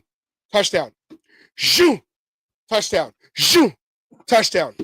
What was the final score? It was like 112-7. Well, how did they score the other 7? They felt bad. Oh, yeah. Oh, you mean like the Chargers game? Oh, yeah. 63-21. Oh, well. No. We fell asleep. We lost focus. That's what happened. So, I don't know. We'll see what happens. This is for 2026 next year. So, we'll see what happens. I guess that's it. We'll see what happens. I don't know. And then the last one right here of this list right here, the playoff reseeding proposal, which was withdrawn, so they didn't get to do a second vote. It was put on the table in the April meetings, brought back to see, and the Lions said never mind. What the proposal was to amend the current playoff seeding format to allow wildcard teams to be seeded higher than division champs if the wildcard team has a better regular season record. Under that format, the division champion with the best record would be seeded number 1, like it is now, and thereafter the remaining 6 seeds would be determined strictly by record, regardless of division finish. Now, like I said, Detroit withdrew proposal during spring meetings. During these meetings, after they had submitted it during last month's owners meetings in April. So, Asylum, I get the premise, because how many times have you seen an 8-8? Remember the Seattle Seahawks when they came in? It was 1 year they were like 7-9, and they were the division champs because the whole NFC West was garbage, and they got to host a playoff game, and the team coming in was like 10 and whatever, 11 and whatever. Like, wait a minute, we got a higher record than you, but we got to go on the road. So I get the premise of it, but the fact that the Lions withdrew, I guess, what is your take on just that whole proposal, and then the nevermind proposal of it? That's something that don't need to be changed. It is what it is. If you don't like it, win games. If you don't like it, right? The way I look at it is, you fight for that number 1 seed. That way, you got a home field advantage all the way through. If you don't have it, there's a chance, or you're going to end up playing at least 1 game, if not more, on the road. If I'm a 10-17, and I'm going up against a team that's 7-9 right now, I'm looking at that as just a warm-up game. Yeah. I may have to go on the road. I might have to go to Buffalo. I might have to play in the snow. Whatever it is, that's a warm-up game, right? I mean, your record is saying you're the better team.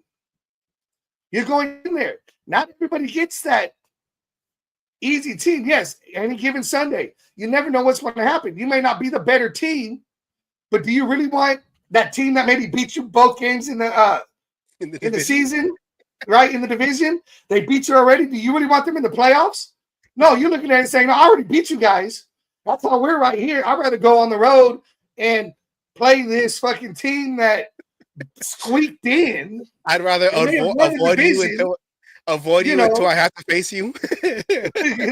I mean, it is what it is. I mean, yeah, that division sucked. So that means anybody who played that division had an easy game, right? They may come out and squeak out a win.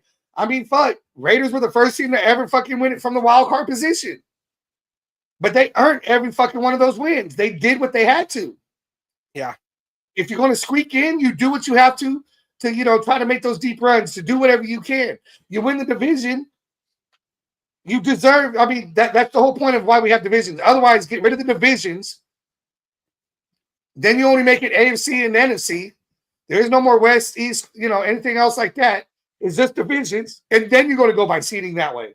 And isn't that how they do in the NBA? Like, they do have their conferences in the West and their sections in the West and their sections in the East, but overall, it's all overall record seeds 1 through 8. So, well, I don't know. They changed it again. I'm trying to catch up to these new. After COVID, everything changed. And yeah, it's like, if that's the case, yeah, do it that way then. Yeah, like I won our division in this round. I mean, in this section, but overall, I'm like number 6. So there's 4 other teams that was above me. Yeah, I mean, I get it. But see, the difference between like basketball is it's a series. So you okay, I lost this game, I come back the next, whatever. Football is do or die.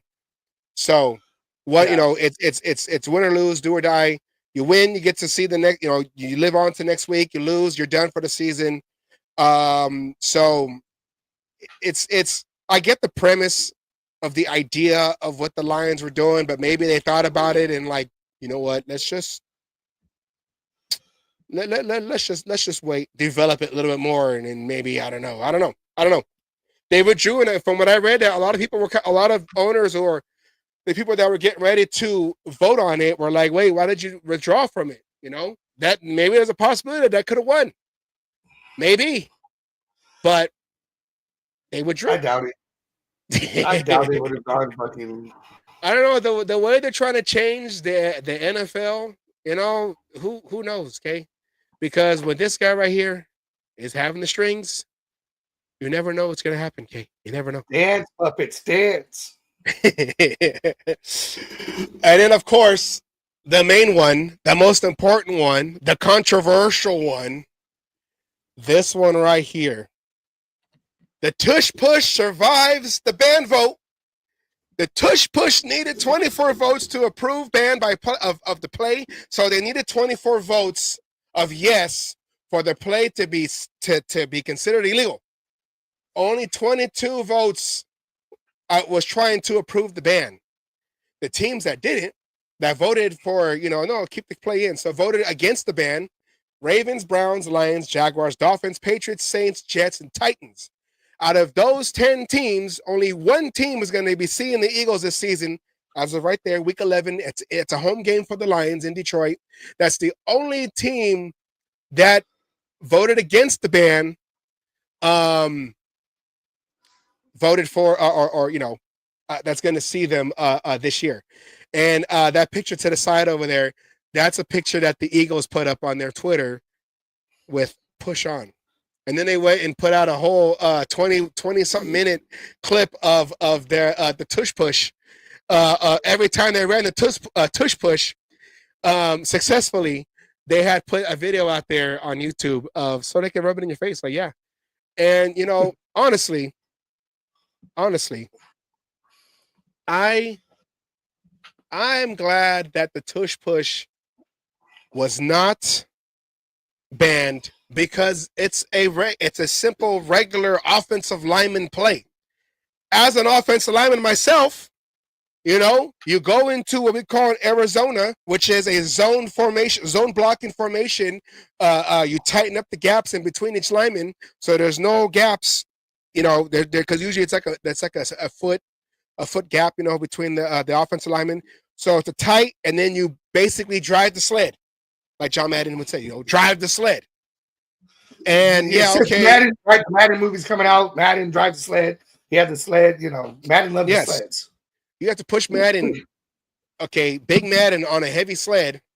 Okay, that's how we had a dominant offensive line. But that's what the tush push is.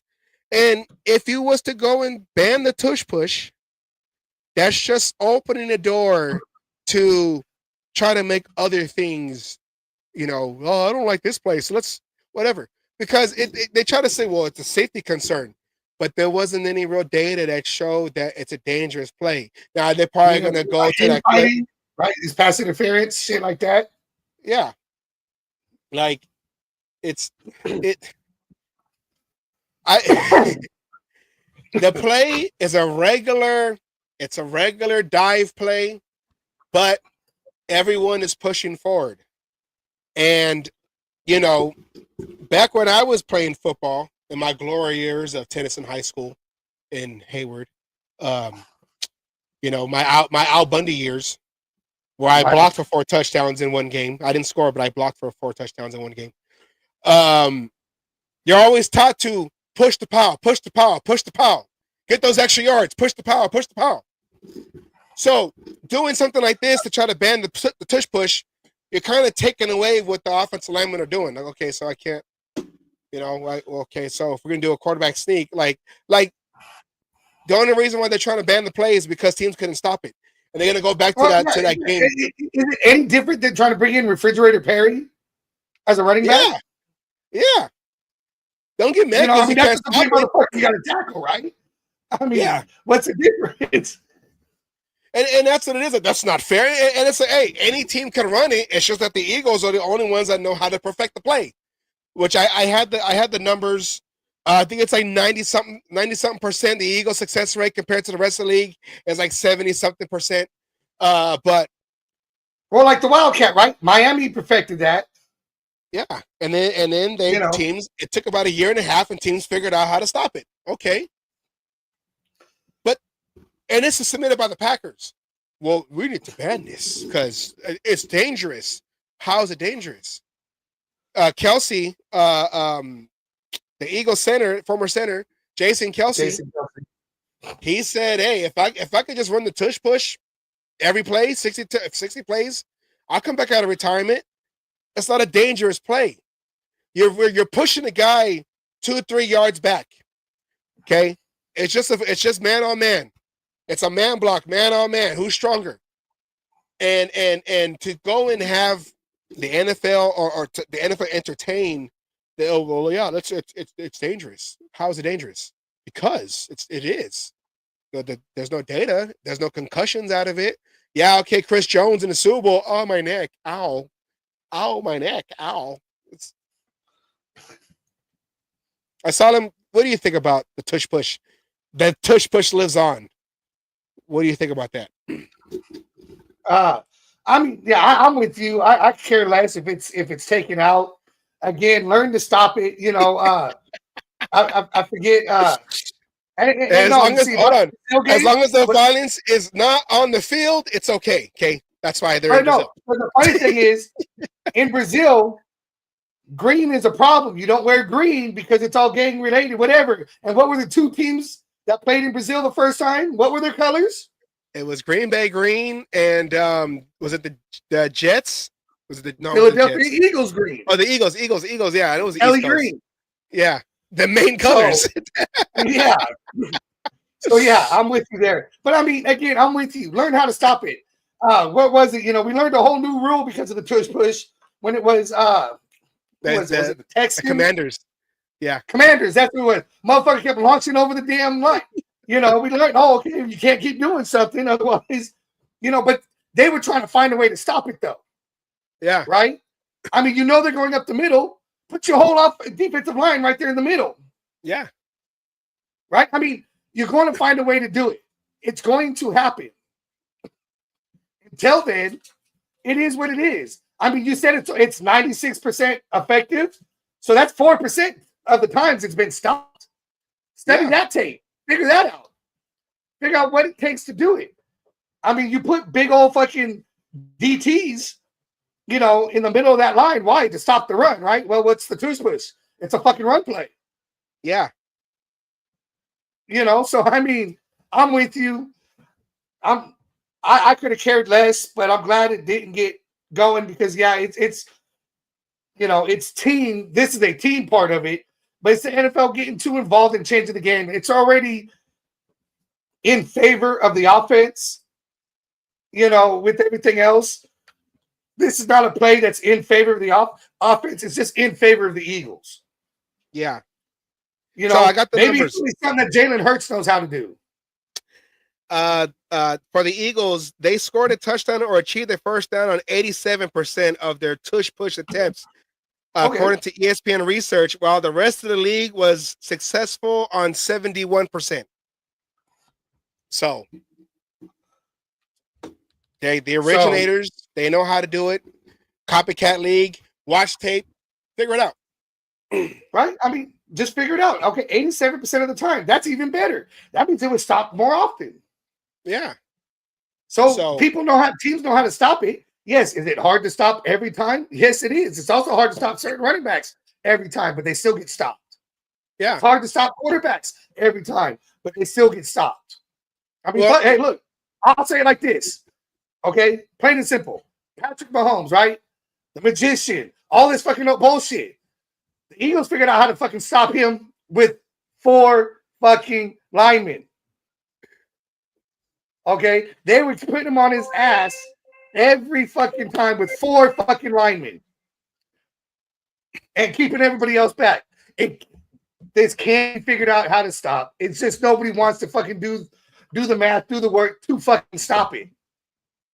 And you know what? That goes to the generation that I guess we're trying to grow out of. Whatever of the life's too hard. Make it easy. Okay, McDonald's is gonna pay you $30 an hour just to flip burgers, and it's an entry-level job, but we're gonna make it a career. You know, it's like, no, strive for better. Okay, you want to tush push in my stadium? We're gonna load it up. But see, it's like you can stop it, but you have to go all in and forget about if they try to do a play action pass. But you can stop it. And so that's what it is. Well, it's too hard. So let's pretend like it's unsafe. It's not unsafe. And then like what Vincent said, the Holy Roller wasn't going to play. You know, it was, they knew, the Raiders knew how to do it. When Ken Stabler was about to get sacked and he played off that it was a fumble, but he pushed the ball forward. Ball kept rolling. And they said, well, hey, Raiders scored on that play. Next rule, you cannot forward a fumble. Once you grab it, that's it. Plays done. No 40. You forgot about the key part of that play. Casper kicking it forward into the end zone before falling on it. Dave Casper goes, actually, I didn't even know that I was crossed over the line. I just ended the fall, right? And I got up and I noticed that the team was celebrating. And I was looking around. Okay, I guess I scored. Oh, you missed it. I mean, I wasn't there, but I wish I was around for the 70s to see these games, these iconic games where the referees didn't know what to do, so they just let the play happen and then change the rules later, not just do something and then Alzado rule, right? I mean, it technically wasn't illegal to do when it happened. What's the flag for? You know, because he was being mean. That's not a rule. There's no helmet chucking. That's not a rule. Well, you should have done it. So flag. Okay, it's a rule now. Oh, okay. And that's where it began. No. Okay. But hey, speaking of offensive line and the dirty work that they do in the tush push, by the way, I was going to ask you first before we go to the next one. Would you rather have a quarterback be exposed doing a quarterback sneak or having his lineman in front of him in the tush push? What's more safer? I think it's about equal. I mean, look, you had fucking Patrick Mahomes turn around and dislocate his kneecap on a quarterback sneak, trying to get into the end zone. Not a tush push, right? I mean, quarterback, there's no tush push, nobody behind him. Now you got the tush push where, yeah, you may have your running backs pushing your quarterback to get that little extra oomph, past that line. And you have your linemen falling straight down, hitting their guys, taking them down. But it's about the same. It's equal. It's no difference than a quarterback fucking sneak. I would think, except for the fact they're announcing it because you could tell by the formation on what it's going to be. That's like saying, that's like having Bo Jackson or fucking Barry Sanders or, somebody like that saying, oh, by the way, we're going to run the ball this play, and then handing the fucking ball off and saying, oh, you can't do that. You can't announce plays because now that we know it fucked us up. That's like when we had Zach Crockett back there. You know what we're doing. And the only reason why we weren't successful in that snow game is because Frank Middleton went the wrong way when he was supposed to block, and they got stuffed in the snow game. We all know the snow game. That's whatever. Well, okay. Offensive lineman. Fumble. It was a fumble. I don't care. I don't care if he's part owner. Still, it was a fumble. Anyways, fumble. I need to hear it from Tom Brady's mouth himself. He said it by accident, and Charles Woodson caught it on documentary. All right. Here we go. Speaking of offensive linemen doing the dirty work, NFL to start honoring best offensive lineman with the Protector of the Year award. This was pushed heavily by Deion Dawkins, who was an offensive lineman for the Buffalo Bills. And we have a clip of him pushing that right here. So here's him talking about it right here. Offensive linemen don't have awards for being great. There's not a Protector of the Year award. I'm knocking at so many doors now to get this award going. And I'm going to head spirit and make sure that this gets done before I'm done playing, because there's so many greats. There's so many greats. And if we have great quarterbacks, we have great running backs, we have rushing titles, we have quarterback passing titles, all those titles are reflections of the O linemen, which are the protectors. See, this show is dedicated to me and guys like me who played the offensive line, who the unnamed, the only time, if they said your name, it's because you messed up. You missed a block, you false started, you held, I like this. I like it because it gives people, I want to be an offensive lineman now because they have a Heisman. They have an offensive lineman Heisman. So let's go. I saw him almost won it twice. Huh? Brock Bowers almost won it twice. Exactly. You had the Brock Bowers be MVP and the Protector of the Year award for blocking. I saw him. What do you think about this? A new award, when they do the NFL honors, whatever. I like this. What do you think? Oh, no, I love this idea. I think you're right. The recognition offensive linemen get is their name not being called during the game. They're never being called. That's the only recognition they get. I mean, you'll get other little recognitions, Highway 64, right? That shit, you get these little, you get those kind of things. Huh? Was it 63? 60. Okay, I added a number. Okay, it's like the Raiders won it in 84. Okay. Wrong. No, I love this because he's technically right. You don't have rushing titles without the offensive line. We proved that last year. A quarterback ain't going to fucking, the quarterback can't do his job if he's on his back the whole time. We proved that last year. Yeah. I mean, they're the unsung heroes. We always, you and me always talk about, the trenches. Now that's both sides of the balls, but what's the trenches of the offense? It's the O line. Yes. So the fact that they're finally getting some kind of recognition, something to strive for, an award, that is only theirs and is only, I'm not going to do math. I can't math right now, but 32 teams and only 5 men that could fucking get this award. Yes, that'd be 160.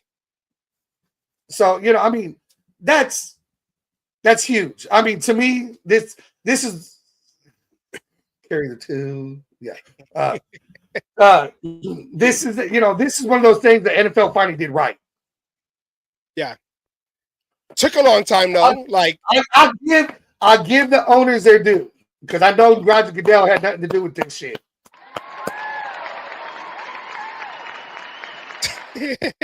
Yeah, so I like it. And now the question is, who are they going to name it after? And I have a nominee right here, because this is going to Jim be Otto the. Award. I mean, yeah, I would say Jim Otto. I don't know if they'll say, well, there's many guys after him, like you just know Raiders are not the only ones that. But you know what? It should go to the first guy who wins it. And of course, our nominee is this man right here. JPJ. The JPJ Award, the inaugural 2025 season goes to JPJ. Jackson Powers Powers Johnson. Award. I like that. The Powers Johnson Award. The guy with 3 last names. Means he's blocking for 3 guys. So we're right here. This is still going. Of course, we all think, you saw him last year. He came in, he started off at left guard left guard, moved over to center, and for the most part, he never let it go. And I like right here, he hit me. He said, how about the Gene Upshaw Award? I would love it to be named after a Raider. I would love it to be Gene Upshaw. Because Gene Upshaw, I mean, it's documented in all NFL films. Seeing him coming around the corner and just, pulling and coming around the corner, and you see this freight train coming at you. Boom. Knocking guys over, him and Archell. And Jim Otto. It has to be named after one of those 3. Because offensive linemen, and I know other teams, Steelers and everybody else, they can have their case for the guys that played for their teams and all that, whatever. But Gene Upshaw, scary. If we were trying but the guys we're talking about, right? The guys we're talking about went up against defenses like the Steel Curtain, the Purple People Eaters, defenses that had names and shit. Yeah. People who were, the Jack Youngbloods. I mean, some dominant people, and these motherfuckers handled them, So, I mean, yeah, I wish it'd be named after one of those 3. I could live with that. Even Archell, he erased, Marshall, the defensive end for the Vikings, speaking of the Purple People Eaters. He erased him off the stat sheet in that Super Bowl. It's like he never played because Archell took care of him. He didn't make no plays, no tackles, no pressures, no rush, whatever. He did nothing. So it would be fitting if it's out there rated. But if it has to be someone newer, then you know what? Jackson Powers Johnson, who happened to be on the Rush just yesterday. So that's the wrong one. Hey, Solid Right Up. Where'd you go? Take out all the linebackers and defensive ends, replace them with offensive linemen and defensive tackles. That's what I'm saying. If you want to stop it, put all the beef. Where's the beef? Put it all on the line. Where's the beef? Hey, we got to find that fucking little clip from back then. An old lady saying, "Where's the beef?" And then we can put it in there and make a clip just for that. Yes. So, well, speaking of Jackson Powers Johnson, our up and coming offensive lineman star, Mr. Raider, number 2 at center. He's the new Mr. Raider. Basically, there was white smoke coming out from the Allegiant Stadium, and they said, we named a new center to take over for the Raiders. His name is JPJ, Jackson Powers Johnson. Tatted on his arm. That's what I was doing right there. So, here's JPJ. Some clips of him on Max Crosby's The Rush show, which right there, The Rush with Max Crosby. Here's him talking about how he became center last year. So played guard, and I thought it was I was a pretty good guard, but I think of myself as a damn good center. I'm gonna be a little cocky for a little bit. I feel like I'm a damn good center. I did my shit in college. I won the Remington and all that kind of fun stuff. And doing guard definitely made me appreciate me playing center because I wasn't really even supposed to play center. This is kind of a funny story that I've told a couple of people, but we're playing the Chiefs. I think it's the first time. Yeah, I don't know what week we're in. I think it was week 5 or 6. And Andre ended up going down, and they were going to put someone else in at center who hadn't gotten snaps all week at it. And I was irate. Like, I was pissed. So like they're trying to find someone to like start those snap to Gardner at the time, and I'm like, no, this. So I went up to AP and I was like, Coach, respectfully, like I'm gonna play center. I won the Remington. Like I can do this, and like I don't care what you say. I'm gonna go play center. That's kind of the first time I took ownership, and he was kind of like surprised. He's like, all right, okay, go. And then I think like when like first the two plays, like I hip toss somebody, and immediately I was just like, oh, I'm back. Yeah. I'm back. This feels good. This feels good. And then it was after that, like, okay, I'm not giving it back up. You know, Yeah. like I don't. I'll do what the team needs me to do, but I'm going to make a hard decision about me playing center or guard. Yeah. I love And that. then that's when I kind of got confidence, and I started having like a lot of fun in games because I was just kind of back in the saddle. So. And see, and that's crazy because you remember when he took over center, and he basically never let it go until Andre James got healthy again, and they threw him back in there. No, don't remember. They only got he only got taken out of it because whoever was replacing him, who was that? Meredith got hurt. Yeah. Because he didn't start right away. James was healthy. James was healthy, and he was still playing at center. And then whoever was on that side, I want to say it was Meredith, got hurt, and they had to put JPJ back over there and put James back at center. Yeah, and then they kept it that way for like a couple games until they swapped them back. That was true. Yeah, because James was healthy, but they asked AP, "Are you going to switch him out?" He goes, "No, well, So yeah, JPJ had won that job, but team need he moved over. Yeah, that. Yeah, but you remember though when he became center and those following games after the Chiefs game. I mean, he was out there running after guys and going to the next level and trying to hit linebackers. And then he would like nosedive into the pile, and he was like that just kind of, and they were all he's playing. Where's the flag? Statement. Tell me that statement wasn't a Raiders statement.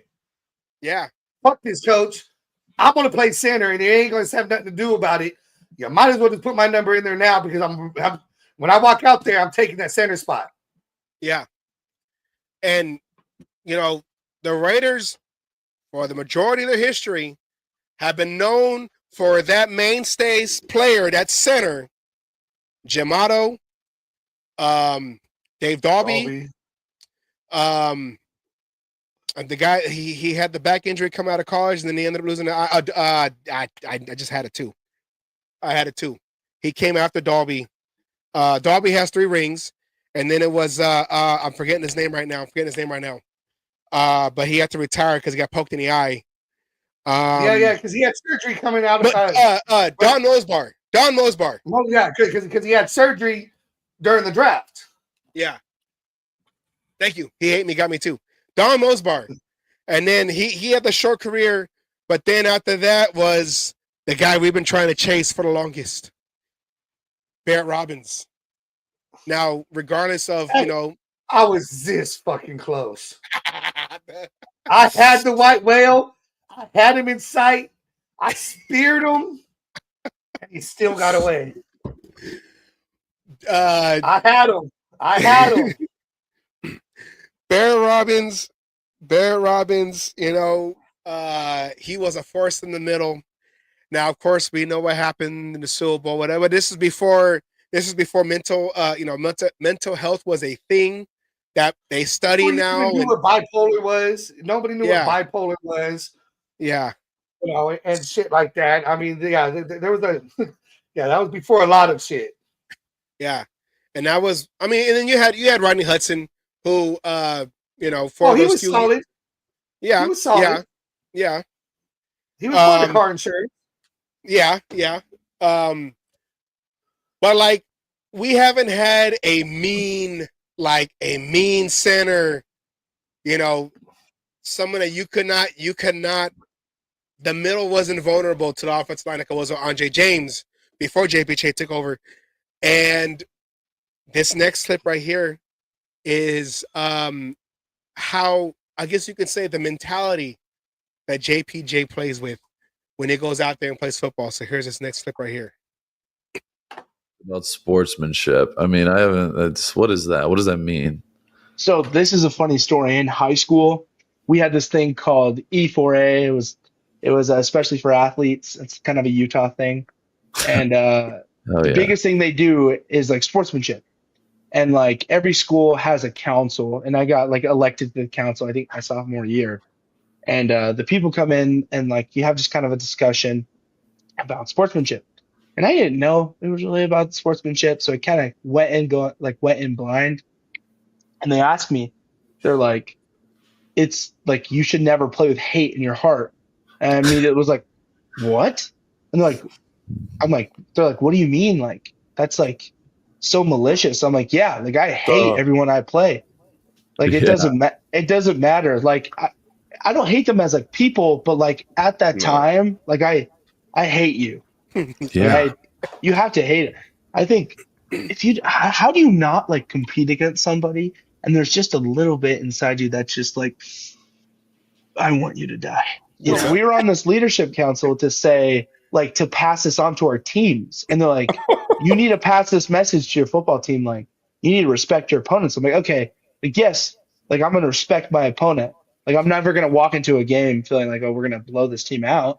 Yeah. But I'm going to hate them. Like, I don't know who you are. I don't know what your background is. I hate you for this time.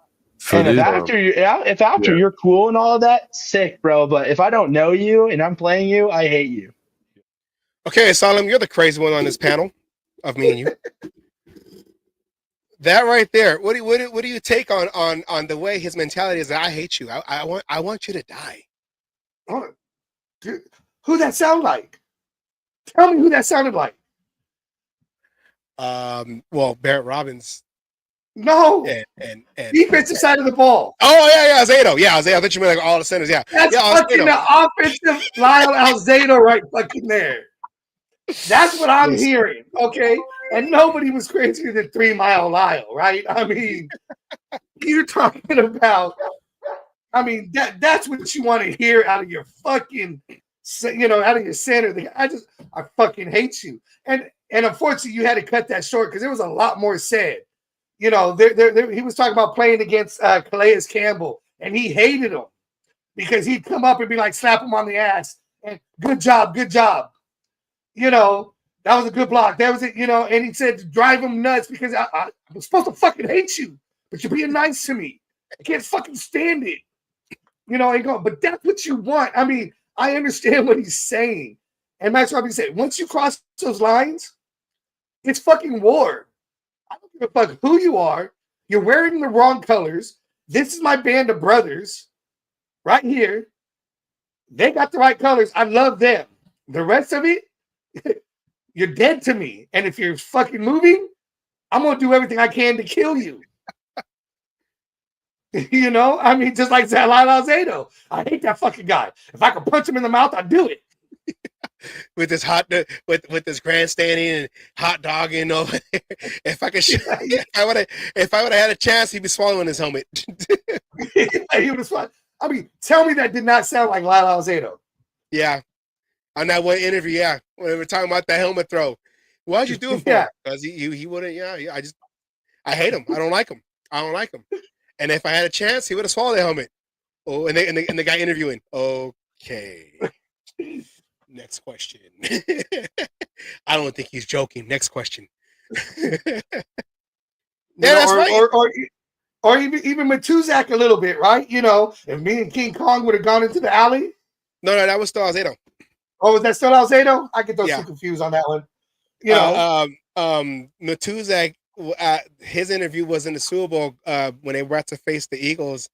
And he said, yeah, man, coaches on the other side, man, you can't even get a blade of grass out there. Walking out there with their cheeks all tight, and like, are you on drugs now, sir? I'm telling you, you know what? We got something over the Chiefs. I just thought of it when you said that. We could turn around and say at least we beat the Eagles in the Super Bowl. Yeah. And the reason the Chiefs beat them their first time, but they got The that first time, but they should have lost twice. They should have lost twice. Yeah, they should have lost that game. It was holding. Even Chiefs know that. Yeah, well, holding. Holding. Take it back. No. Yeah. Well, yeah. You see, and that was when I played football. I don't know I don't know your name. I don't know where you're from. I don't know I don't know. I don't care. My job is to make sure. I don't want to know. My job is to make sure that the guys I'm blocking for get to where they got to get to. I'm sacrificing myself to get you out the way.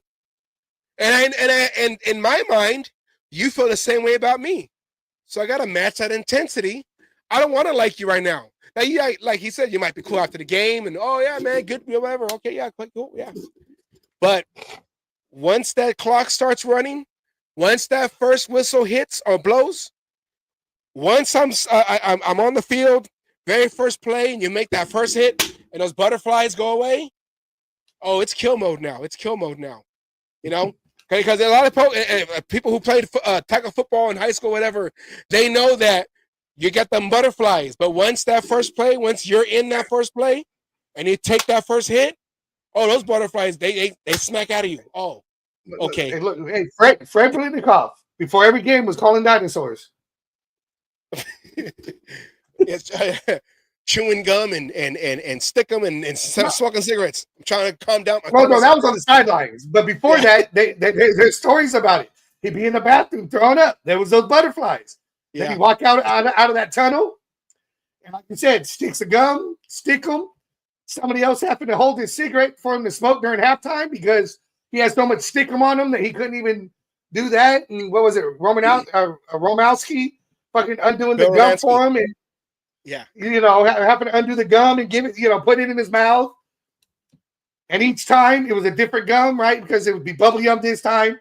This time I'd be spearmint and this, and everyone has their routines to get rid of the butterflies. And sometimes you would call them dinosaurs. Well, here's the last clip of that show, of that episode. This is how he feels being a Raider and how he loves being a Raider. All right, Hutch wants to know, first time in a Raiders jersey, what hit you the hardest? The legacy, the city, the moment, or what? Oh, that's a really good question. I would have to definitely say, I'm going to say the legacy. I mean, my grandpa grew up in Oakland. Like, we have a lot of Oakland ties. My first ever NFL game was a Raiders game. And, like, some of my favorite players of all time, I grew up loving Bo Jackson. Like, I played baseball a lot. I wanted to do what he did. And, like, that's what made me love the Raiders. And then especially when I started playing, tackle football, like, if you want to see aggression and just absolute killers, you watch the Raiders. So being able to put on that jersey, like, for me, it was just like, man, like, I hope, like, there's a kid that kind of sees me and kind of thinks that, and I stepped into that role and I got to put on that jersey that was very tight at the time. I love that. So he loved being a Raider, born to be a Raider, grew up, grandfather. So, what were we going to say? First game was a Raider game. I mean, come on. It was destined. It was in the stars. Yes. Now, and remember, we got him in the second round. Yes. What's up, Chris? Chris for Raiders podcast. What up, fellows? These are not reading sunglasses. What up, fellows? Go to Chris for Raiders podcast. Subscribe to him. I'm working on his intro. I didn't forget. Trying to get through these draft shows and all this, man. But now we're on the easy waves now. I can kind of concentrate and do other things. Okay. I saw them real quick. Preseason. Oh, well, we're gonna go into a training camp. So I got like maybe 2 weeks. 3 weeks. So of course we did the schedule last week. We have the Pete Carroll the Pete Carroll schedule right here. You know, chewing gum. That's the joke right there. It's chewing gum. Okay, chewing all his teams out. Okay. So that came out last week. No, he's gonna chew them up and spit them out. Spit them out, ABC style. But now, a few days ago, they came out with the preseason schedule. The preseason, I don't know, it's just preseason, whatever. But Pete Carroll's very first game is going to be in Seattle, and then his very second game is going to be against his other former team, the Niners. But that's going to be in Vegas. But starting off your Raider coaching career in Seattle, where you took their quarterback, that's going to be interesting. Maybe I want to go. I don't know yet. You know, we'll see. Take your time. Oh, yeah. All good, Chris, you know. I didn't forget. It's still, it's like he did, Chris. Don't listen to him. He forgot. I'm going to turn 40 soon, so maybe my memory is slipping, but I'm here. Now, you know, so I just wanted to show that, you know, they had the preseason schedule and everything, and that Pete Carroll played his first game as a Raider head coach, his first game not being in Seattle, his recent, you know, Seattle head coach. He'll be on the sidelines of Seattle, but he'll be in silver and black. So that's crazy right there. Silver and black, baby. Now, speaking of schedules, now we all know, you know, teams went and did their schedule thing, whatever, the schedule release videos. Now, first one I wanted to show, which was stupid by the Colts. The Colts did a Minecraft version. Now, people probably didn't see it because it was deleted right after whoever approved of this. Now, you can make the thing and be like, what do you think? I don't know if we should have that. So it has to go through levels. You know, you got the writer and then you got the editor. Well, whoever made it took it to the guy and, oh, yeah, let's do it. Let's show you what happened. Okay.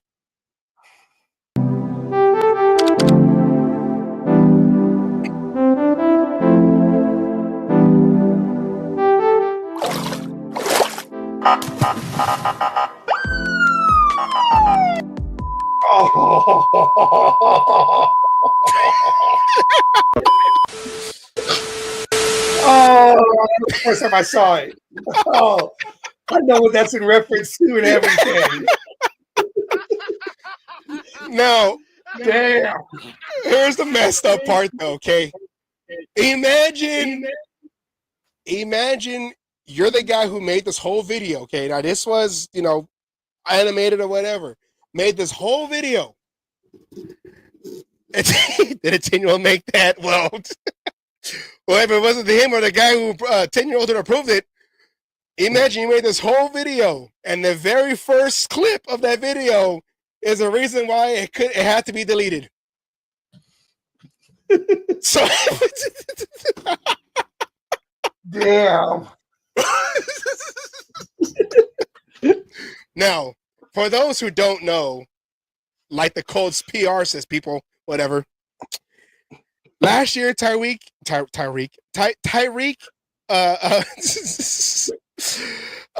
Hill got pulled over. You know, he was it a home game, right? He was in Miami, right? Yeah, he was in Miami.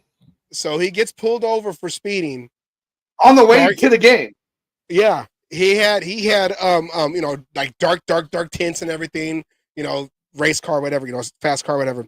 Cops pull him over. Hey, you're speeding. You know, and Tyreek Hill, it was all recorded and everything. It's all documented, that whole... Yeah, the video's out there. Yeah. So, nothing happened really, but there was always... The debate was the cop out of line? Was Tyreek Hill? Did he try to use a celebrity to what... You know, like, there were people going back and forth and all these, whatever. Ended up playing that next game, and then his first touchdown, he went and did the handcuff thing, which was like, you know, whatever. Okay, whatever. And yeah, okay, Colts, you were trying to make a dig at all the teams you're going to play. But you still, like, we still live in a PC, you know. Sally, you said that was your first time seeing it. Your live reaction. That shit was fucking hilarious. I'm sorry. I was fucking, oh, God. That was, oh. Yeah, that one was, I'm sorry, it was funnier than shit. I'm just saying, you know, you're a public figure, I get it and shit, but damn, that was fucking. but I don't want to call it a low blow. I think Irsay had something to do with that one. I'm sorry, but I think Irsay said, "Yeah, send that one out." Well, for the Colts, for that video, this is for you.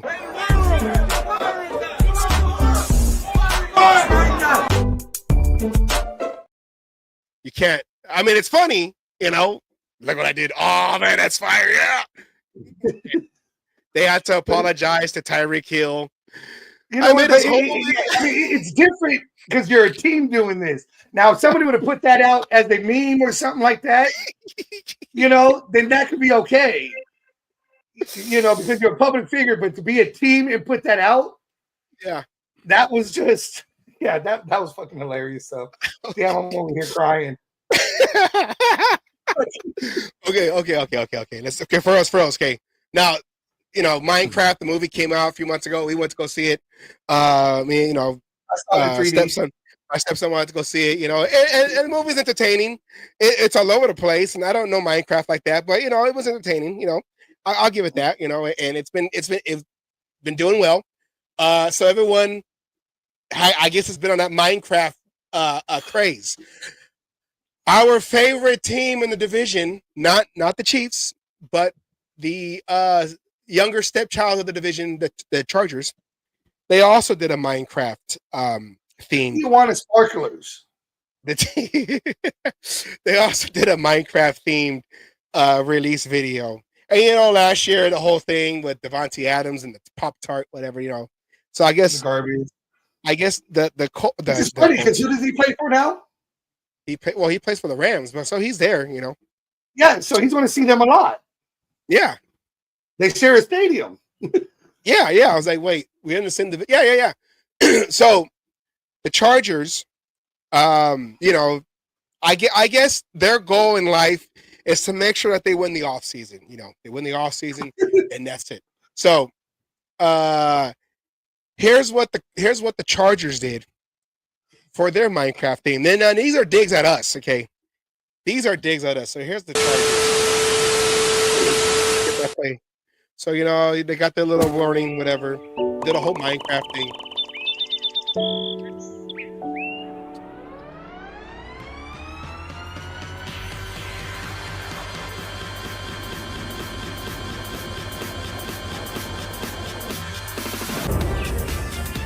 Now look at this. They show the Chiefs nice mansion. They show them nice mansion. They show the Broncos nice mansion, and they give us a shack. So that's for the first game, okay? This is how they showed us the Monday night game. So that was the first game. Now here's how they depicted us in the second game.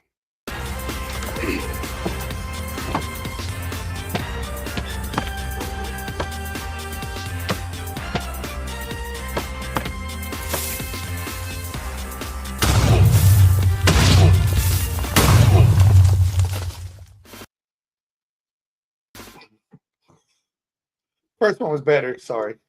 They did the video, which Pete Carroll wasn't even on the team for other Raider coach. That was when he was with Seattle. I think he was taking off his shirt and trying to show show off in front of Metcalf. Yeah, because the whole abs thing. Yeah, and then they're gonna show the picture of the snow game. They're gonna show a picture of a Roomba because I know the stadium, whatever. And then they're going to have a creeper walk in and blow up the whole thing. I don't know why I don't know where that comes from because I remember when we blew up the Chiefs, it was at home in our stadium, 63-21. Let's not forget. But you know, okay, the Raiders, we ain't got to go crazy. You know, we ain't got whatever. The Raiders version, you know, and until the Chargers get past the first round of the playoffs, it's always going to be this way. Here's the Raiders, how they depicted the Charger game coming up this season. All right, everyone. So the next stop on our tour will be our 3 Super Bowl trophies. The first 2 while we were in Oakland, and our third while we were the Los Angeles Raiders. Of the 3 teams that played in Los Angeles, how many have won a Super Bowl? 2 have. 1, not so much. Who wants to see the team room?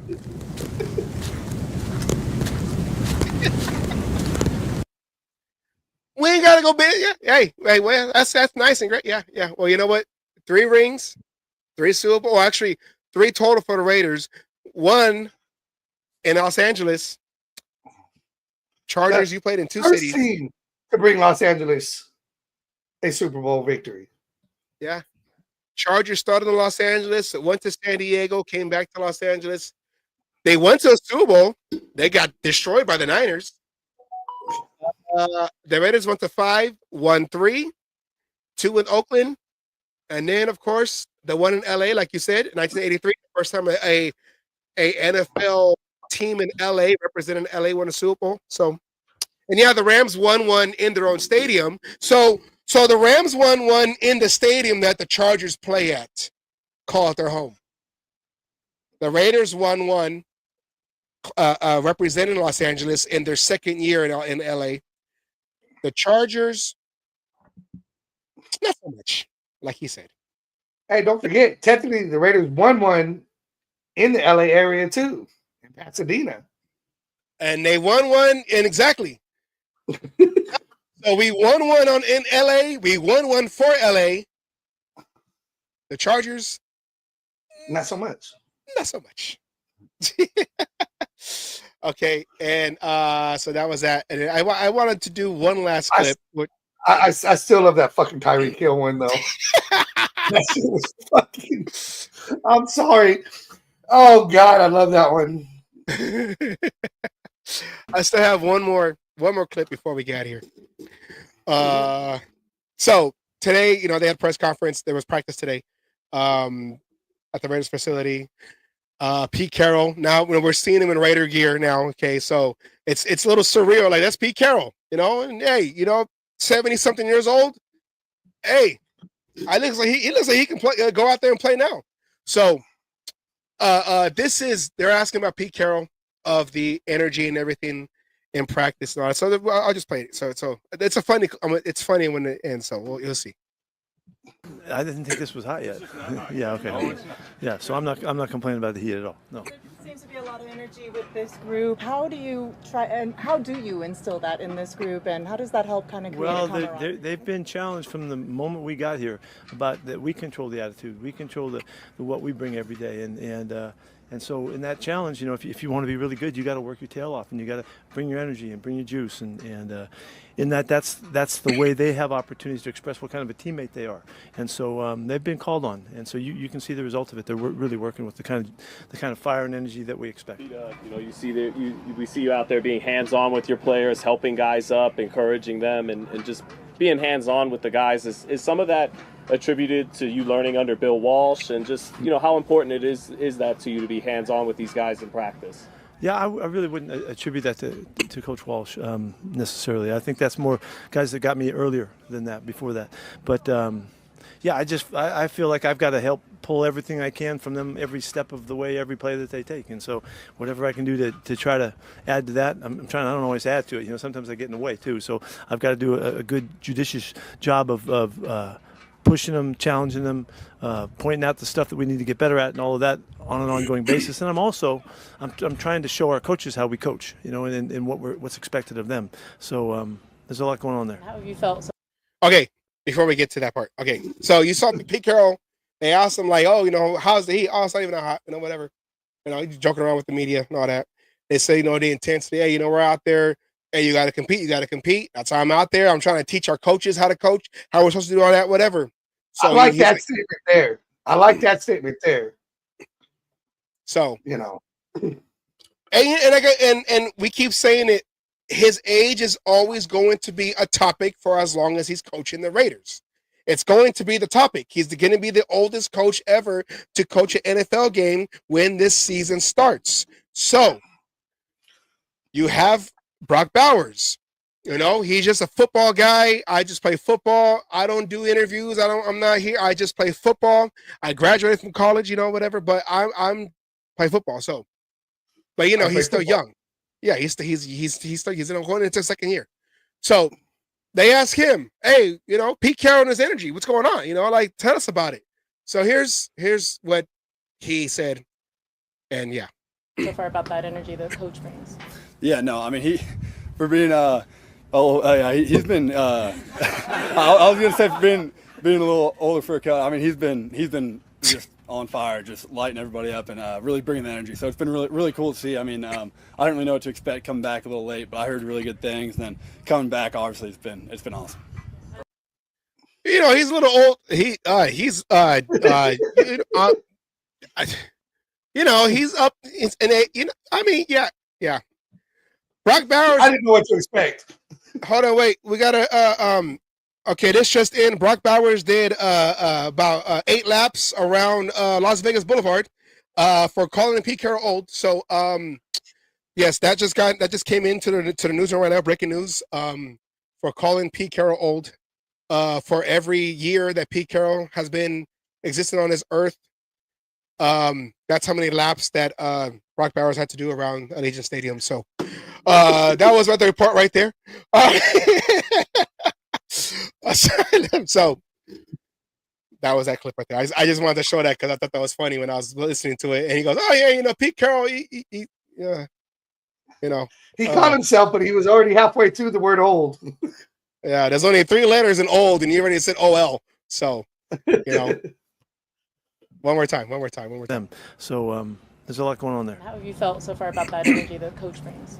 Yeah, no, I mean, he's been I was gonna say for being a little older for a cut. I mean, he's been just on fire, just lighting everybody up and really bringing the energy. So it's been really cool to see. I mean, I didn't really know what to expect coming back a little late, but I heard really good things. And then coming back, obviously, it's been awesome. You know, he's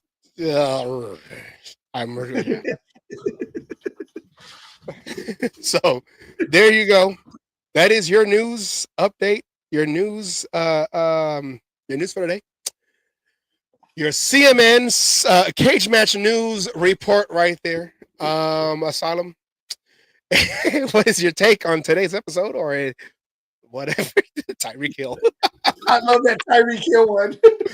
I'll tell you, that shit had me crying. Oh my God.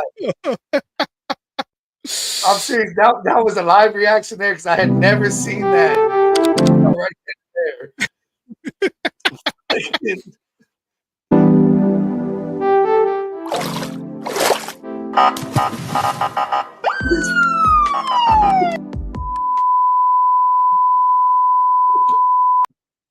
Oh God. Yeah. Yes, we're all 10 years old. We still laugh at fart jokes and farts. So, you know. Oh, well, Colts, you know. Besides, again, I know Irsay passed away today, but I still have a feeling he had his hand in that one. That was an Irsay move right there. I mean, oh God, that feels like something Al Davis might have even done. Fuck. I'm okay with that one. That'll show them. Raiders, okay. Yeah. So outside of that, you know, our condolences to Colts organization, their fans, and everything, because we do remember 2011. So that's 13, 14 years ago. When Al Davis passed away, our legendary owner. So we understand, you know, the pain, especially it just came out of nowhere and it happened right before we were about to go live. The news broke out. And such a young age. I'm sorry, 65 is young. I'm sorry. That is young and, you know, devastating. I don't care what you have to say. I don't care. You know, our condolences go out to all that because, I mean, did I have us winning that game or losing that game? Because, you know, we might win that game now. Or you never know. Maybe they come out and play well just in spite, just because they got to do it for the owner. Well, it's not like us or Al Davis passed away right before the Texans game, but we got them later in the season. So the they had the Dolphins. So they have the Dolphins. So we'll see what happens when they play against the Dolphins. You made us shut down our video. It's going down. So, all right. With that, we want to thank everyone for watching our show. Appreciating everyone. We got more subscribers. We appreciate that. For those in the comments, everybody in the comments, we appreciate you. For a lot of news we have to catch up on, a lot of news we have to break.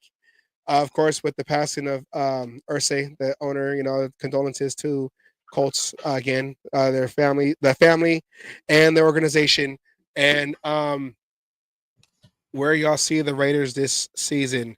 I had them going, 11-6, and you had them 11-6. You have and them I at had 10-7. 10-7. Yes. But we both say that they're gonna destroy. Well, I said they're gonna destroy the Chiefs at the end. You said they're gonna make a statement at the end. They're gonna make a statement against the Chiefs. I said it, and I also said when we play the Browns, if it's fucking Shador Sanders playing, I guarantee that win. Well, yeah. To Pig's Pig, go check out that interview that is on Max Crosby. I'm saying that because I don't want us to get in trouble. Like, no, showing people to go watch your interview, Max Crosby. Go watch it. We're just, we're trying to push the narrative. Go watch The Rush. Because, we're always trying to get shut down by somebody. So, unlike it ain't Roger Goodell, it's Triple H. Now we're going to have Max Crosby after us. I know. It's going to be like that. So, all right, everybody. We'll be back next week. We'll see what news is out because this is the dead part of the season where we're just waiting for anything and everything. Anything to happen. So this is where we got to start writing some interesting episodes until it's time for some actual news. This is where our little skits start coming out. Yes. So stay tuned for all that. We'll be back next week for more Raider news, or we'll see what happens. Any updates on the movie that's supposed to come out, Madden, whatever, which I don't like anymore. With I'm seeing and whatever. I don't know, whatever. It's all right then, everybody. Asada, any last words? Dennis Leary would have been better. Any last words or anything? No. We need to get when we play the Dolphins for Tyreek Hill. We need to have somebody in the stands with a siren. Oh God, come on, Colts. I'll fucking smuggle one in there. I smuggled a lot of shit in that straight jacket. I'll smuggle one in there and just play it just so I can. I'll connect to their fucking Bluetooth and shit. Do it off my phone. I don't care. But it's La migra. I don't know. Shut it down. All right, everybody. We want to thank you for watching the show, and we'll see you next week. We end every episode like we always do with a word from Raider Milt, aka my high school coach, Coach Wallace. One of the most loud, aggressive, diehard Raider fans to be at that stadium in the Coliseum on the visitor side, getting in the heads of guys like Junior Seau, because he learned all the Samoan bad words from my teammates, the dudes that he coached. So I always honor his memory. We always honor his memory because he tells you to know your history. So with that said, I thank everybody for watching the show. Fucking history. I don't want to cuss because I was watching. Know your history and take care. And we'll see you next week. Same cage match time-ish. Same cage match channel. Peace out.